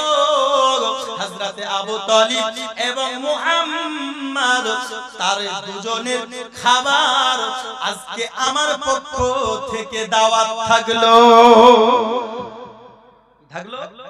দাওয়াত থাকলো। যখন আসছে না, তখন দাওয়াত দিচ্ছে যে আমার পক্ষ থেকে দাওয়াত দিচ্ছি, আমার পক্ষ থেকে আজকে দিনাদেরকে আমি খাওয়াবো। আসলে দাওয়াত দেওয়া, ডাকা, এগুলো মাধ্যম মাত্র। আসলে কিন্তু সেই ওইটা তিনি চিহ্নিত করবে। ওই সারাই যে চালাচ্ছে হোটেল, সে চিহ্নিত করবে এই সন্তান কি সেই সন্তান যার কথা আমি শুনেছি। যখন দাওয়াত দিল, দাওয়াত দেওয়ার পরে যখন আসলেন, আসার পরে আমার নবীজি সাল্লাল্লাহু তাআলা আলাইহি ওয়াসাল্লামের পিছন থেকে যখন ওই ব্যক্তি যায়, যাওয়ার পরে নবী সাল্লাল্লাহু আলাইহি ওয়াসাল্লামের পুস্তের কাছে দেখতেছেন ওই চিহ্ন, নবুয়তের চিহ্ন, যেই চিহ্নের কথা ওই ব্যক্তি শুনেছে। তিনার আর বুঝতে দেরি হলো না, এই হচ্ছে সেই মুহাম্মদ, যেই মুহাম্মাদের কথা আল্লাহ পাক আল্লাহ তাআলা প্রতিটা কিতাবে বলেছেন। তিনার আসার খুশির কথা, আগমনের শুভাগমনের কথা আল্লাহ আগেই জানিয়ে দিয়েছেন। আর এই মহামানব যেমন তেমন মহামানব নয়, যার হুকুমে সারা 18,000 মাখলুকাত তিনার ইশারায় চলবে। জোরে বলুন সুবহানাল্লাহ। আল্লাহর মাহবুব বান্দা ইনি হচ্ছেন মুহাম্মদ। এর সম্মান, এর ইজ্জত, এর আলা মাকাম অপেক্ষা করতেছে।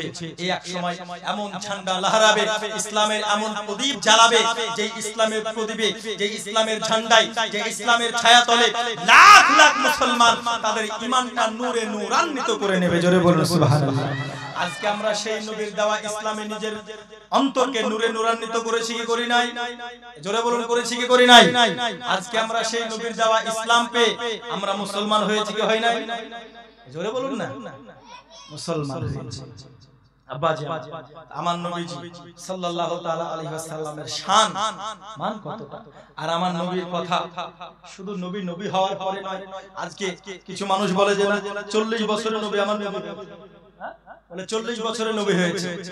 বরং 40 বছরে আমার নবী নবুয়ত প্রকাশ করেছেন। কি যে আমি নবী, এটা প্রকাশ করেছেন আমার নবী 40 বছর বয়সে। কিন্তু আমার নবীজি নবী ওই সময় ছিল যখন আদম নবীকে এখনো তৈরি করা হয়নি। জোরে বলুন সুবহানাল্লাহ। আদম নবীর শরীর তৈরি করার জন্য মাটি এবং পানিকে এখনো একত্রিত করা হয়নি। এমন অবস্থাতে আমার আল্লাহ আমার নবীকে বানিয়েছেন। আল্লাহর পরে আল্লাহর নূরে সর্বপ্রথম আমার নবীকে বানিয়েছেন। জোরে বলুন সুবহানাল্লাহ। আর জোরে বলুন না সুবহানাল্লাহ। মন যদি দিতে হয় নবীকে দিও, ভালো যদি বাঁচতে হয় নবীকে বাসো। হায় হায় মন যদি দিতে হয় নবীকে দিও, ভালো যদি বাঁচতে হয় নবীকে বাসো। তোমার দুঃখ যাতনা যিনি সইতে পারে না, তোমার দুঃখ যাতনা যিনি সইতে পারে না, ওই নবীজির মুহাব্বতে দুরূদ পড়িও। মন যদি দিতে হয় নবীকে দিও, ভালো যদি বাঁচতে হয় নবীকে বাসো। জোরে বলুন। হায় হায় সাকারাতে বিছানাতে কি যে যন্ত্রণা, সাত সমুদ্রের পানি দিলেও তৃষ্ণা মিটবে না। হায় হায় সাকারাতে বিছানাতে কি যে যন্ত্রণা, সাত সমুদ্রের পানি দিলেও তৃষ্ণা মিটবে না। কাউসারের পানি দিবেন, কাউসারের পানি দিবেন শাহে মদিনা, কাউসারের মালিক নবী তাহাকে চিনো। মন যদি দিতে হয়, আপনারা বলুন না, মন যদি দিতে হয় নবীকে দিও, ভালো যদি নবীকে বাসো। হায় হায় পুলসিরাতের পারে যিনি দাঁড়িয়ে থাকবেন, হায় হায় দরুদ পড়া উম্মতের পার করিবে। নবী দরুদ পড়া উম্মতদেরকে পুলসিরাতে পার করবে কি করবে না? যারা দরুদ পড়বে না তারা পার হতে পারবে? হায় হায় পুলসিরাতের পারে যিনি দাঁড়িয়ে থাকবেন, আহা দরুদ পড়া উম্মতের পার করিবেন। নবী পাগলদের ভালোবেসে, পাগলদের ভালোবেসে মনে রাখিও। মন যদি দিতে হয় নবীকে দিও, ভালো যদি বাঁচতে হয় নবীকে বাসো। তোমার দুঃখ যাতনা যিনি সইতে পারে না, তোমার দুঃখ যাতনা যিনি সইতে পারে না, ওই নবীজির মুহাব্বতে মিলাদ পড়িও। মন যদি দিতে হয় নবীকে দিও, ভালো যদি বাঁচতে হয় নবীকে বাসো। আল্লাহুম্মা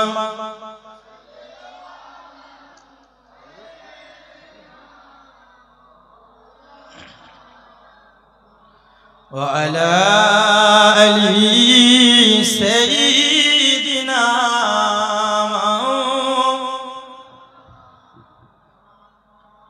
সাল্লাল্লাহু তাআলা আলাইহি ওয়াসাল্লাম। আমার নবীজি এই রকম সৌভাগ্যমনের খুশি দেখলেন, হযরতে আবু তালিবের সঙ্গে ব্যবসা করে আসলেন। শুধু তাই নয়, আমার নবীজি নবুয়তেরও পূর্বে আমার নবীজির চরিত্র, আমার নবীজির শান মর্যাদা, তিনার ব্যবহার এত সুন্দর ছিল। আমার নবীজি দেখতেছেন একজন বুড়ি মেয়ে গোলাম, সে আটা পিষছে। কি পিষছে? আটা পিষছে। কথা বুঝলেন? আমার নবীজি সাল্লাল্লাহু তাআলা আলাইহি ওয়াসাল্লাম তিনি দেখলেন, দেখার পরে তিনি দেখতেছেন সেই ব্যক্তিটা খুবই অসুস্থ। সেই ব্যক্তি কি? খুবই অসুস্থ, তিনার প্রচুর জ্বর, কিন্তু তবুও তাকে কাজ করতে হচ্ছে। কেন? কারণ ও যেই মালিকের গোলাম, কথা বুঝতে পারলেন? ও যেই মালিকের গোলাম সেই মালিক হচ্ছে এত অত্যাচারী যে ওর অসুস্থ জ্বর আসুক চাই অসুস্থ যাই হোক না কেন তাকে কাজ করতেই হবে। এত অসুস্থ হওয়ার পরেও ওকে কাজ করতে হচ্ছে। আমার নবীজি, এ বাবাজি একটু বসুন না, আর 2 মিনিট ছেড়ে দিচ্ছি। তো আমার নবীজি সাল্লাল্লাহু তাআলা আলাইহি ওয়াসাল্লাম তিনি আপনার আসার পরে তিনাকে বলছেন তুমি একটু আরাম করো, তোমার আটা আমি পিষে দিচ্ছি। জোরে বলুন সুবহানাল্লাহ। তিনি পিষিয়ে দিলেন, পিষে দেওয়ার পরে তিনাকে বলছেন যে তোমার যখন যখন প্রয়োজন হবে আমি মুহাম্মদকে ডাকবে, আমি এসে তোমার আটা পিষে দেব। জোরে বলুন সুবহানাল্লাহ।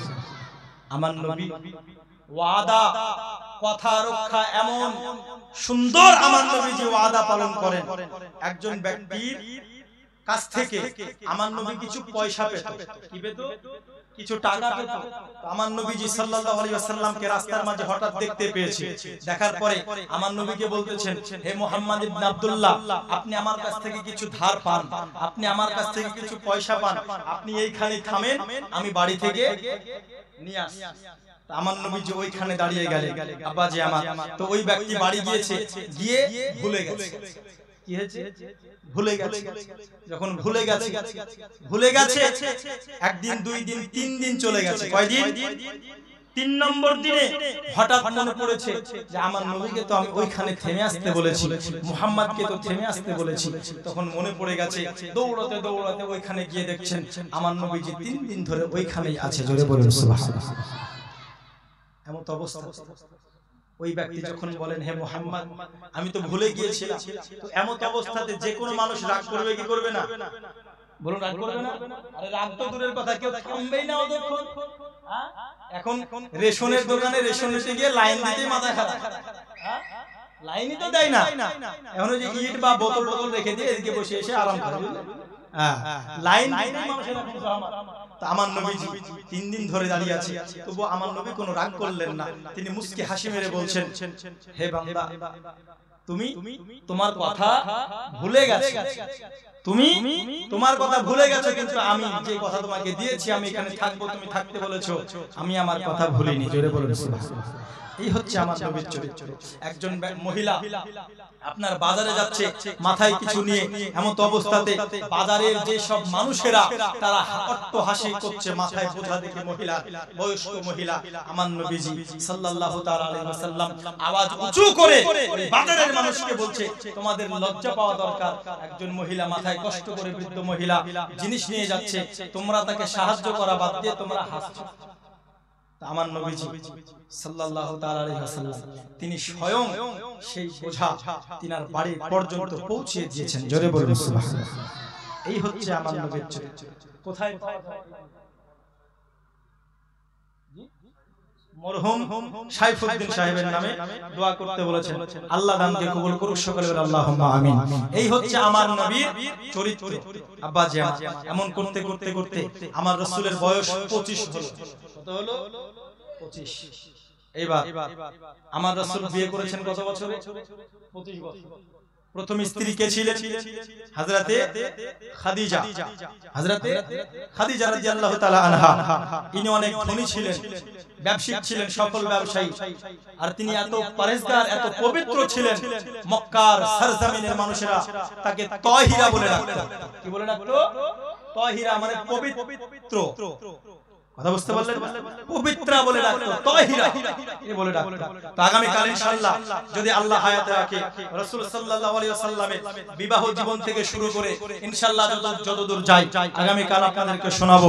তবে একটা কথা মনে রাখতে হবে, রাসূল সাল্লাল্লাহু আলাইহি ওয়াসাল্লাম যেই রকম ব্যবহার অমুসলিমদের সঙ্গে করেছেন, যেই রকম ব্যবহার মুসলিমদের সঙ্গে করেছেন, যেই রকম ব্যবহার সাধারণ মানুষের সঙ্গে করেছেন, আজকে আমরা মানুষ ওই রকম ব্যবহার কিন্তু নিজেদের মধ্যে বিরাজ করতে পারি না। পারি কি? বিরাজ করতে পারি না। একটি কথা মাথায় রাখবেন, আজকে মানুষ সফল জায়গায় পৌঁছাবে ওই মুহূর্তে, ইসলামের সঠিক জায়গায় পৌঁছাবে ওই মুহূর্তে যখন মানুষ নিজের ব্যবহারকে মাটির মতো করতে পারবে। কার মতো? কার মতো বললাম? জোরে বলুন না একটু। মাটির মতো। এখন আপনারা বলবেন হুজুর মাটির কি কোনো ব্যবহার হয় নাকি? আমি বলবো মাটির ব্যবহার আছে। কি ব্যবহার আছে আপনারা শুনলেই বুঝতে পারবেন।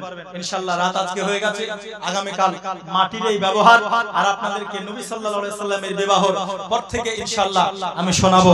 আল্লাহ পাক আল্লাহ তাআলা রাসূলের বিবাহ কেমন করে হলো এবং কি করে হলো। বাবাজি আমার সোনামানিকেরা, আল্লাহ পাক আল্লাহ তাআলা যেন